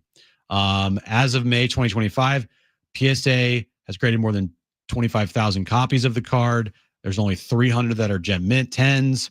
It sold as recently as 2022 for $170,000. Wow. What else? Top 3. Can you guess the top 3? Well, the Brent card. Okay. Something. Did you say Jordan, Brent? Yeah, the Michael Jordan's playing. I'll say 2 Jordan cards are in the top 3. The Mark Jackson card? A Mark Jackson card? No. No, because remember, he has that one card where in the background, like the Menendez brothers or something, or so it's like a rare card. I'll say at least 2 of them are Jordan, and I'll give you a Kobe. So I'd say 2 Jordans and a Kobe. Okay. 1 Jordan, 1 Kobe. Yeah. The other is a 1993 SP Foil Derek Jeter Gem Mint 10 card. Okay. That makes sense. The record sale for the card is $600,000 in 2022. Okay. Coming in at number 2, a 1996 Topps Chrome Kobe Bryant pristine Beckett 10 card. The record sale for this card back in 2021, so the value's gone way up. Yeah, how much? $1.75 million. Wow. And number 1 is Brent's card? It's not Brent's card. Okay. But it is Michael Jordan. A 1997 Metal Universe, Michael Jordan's Precious Metal Gems, Beckett 8.5 near mint card. Wow. How much? To date, the public record for any Jordan PMG from the 1997 Metal Universe set is sold, or is at $915,000 paid in 2020. 1 Jordan jersey autograph from the set sold for $2.7 million at a private event in 2021. Here is my advice. We should have bought all those cards. I know. In the 1990s, then held them until 2025, and we would have $6 million. I legitimately was up last night thinking about that. Couldn't sleep because I know for a fact that I had some epic Pokemon cards that I have somewhere. They're somewhere. Your mom didn't throw them out? And I don't know. I talked to my brother. He's like, they're in the attic.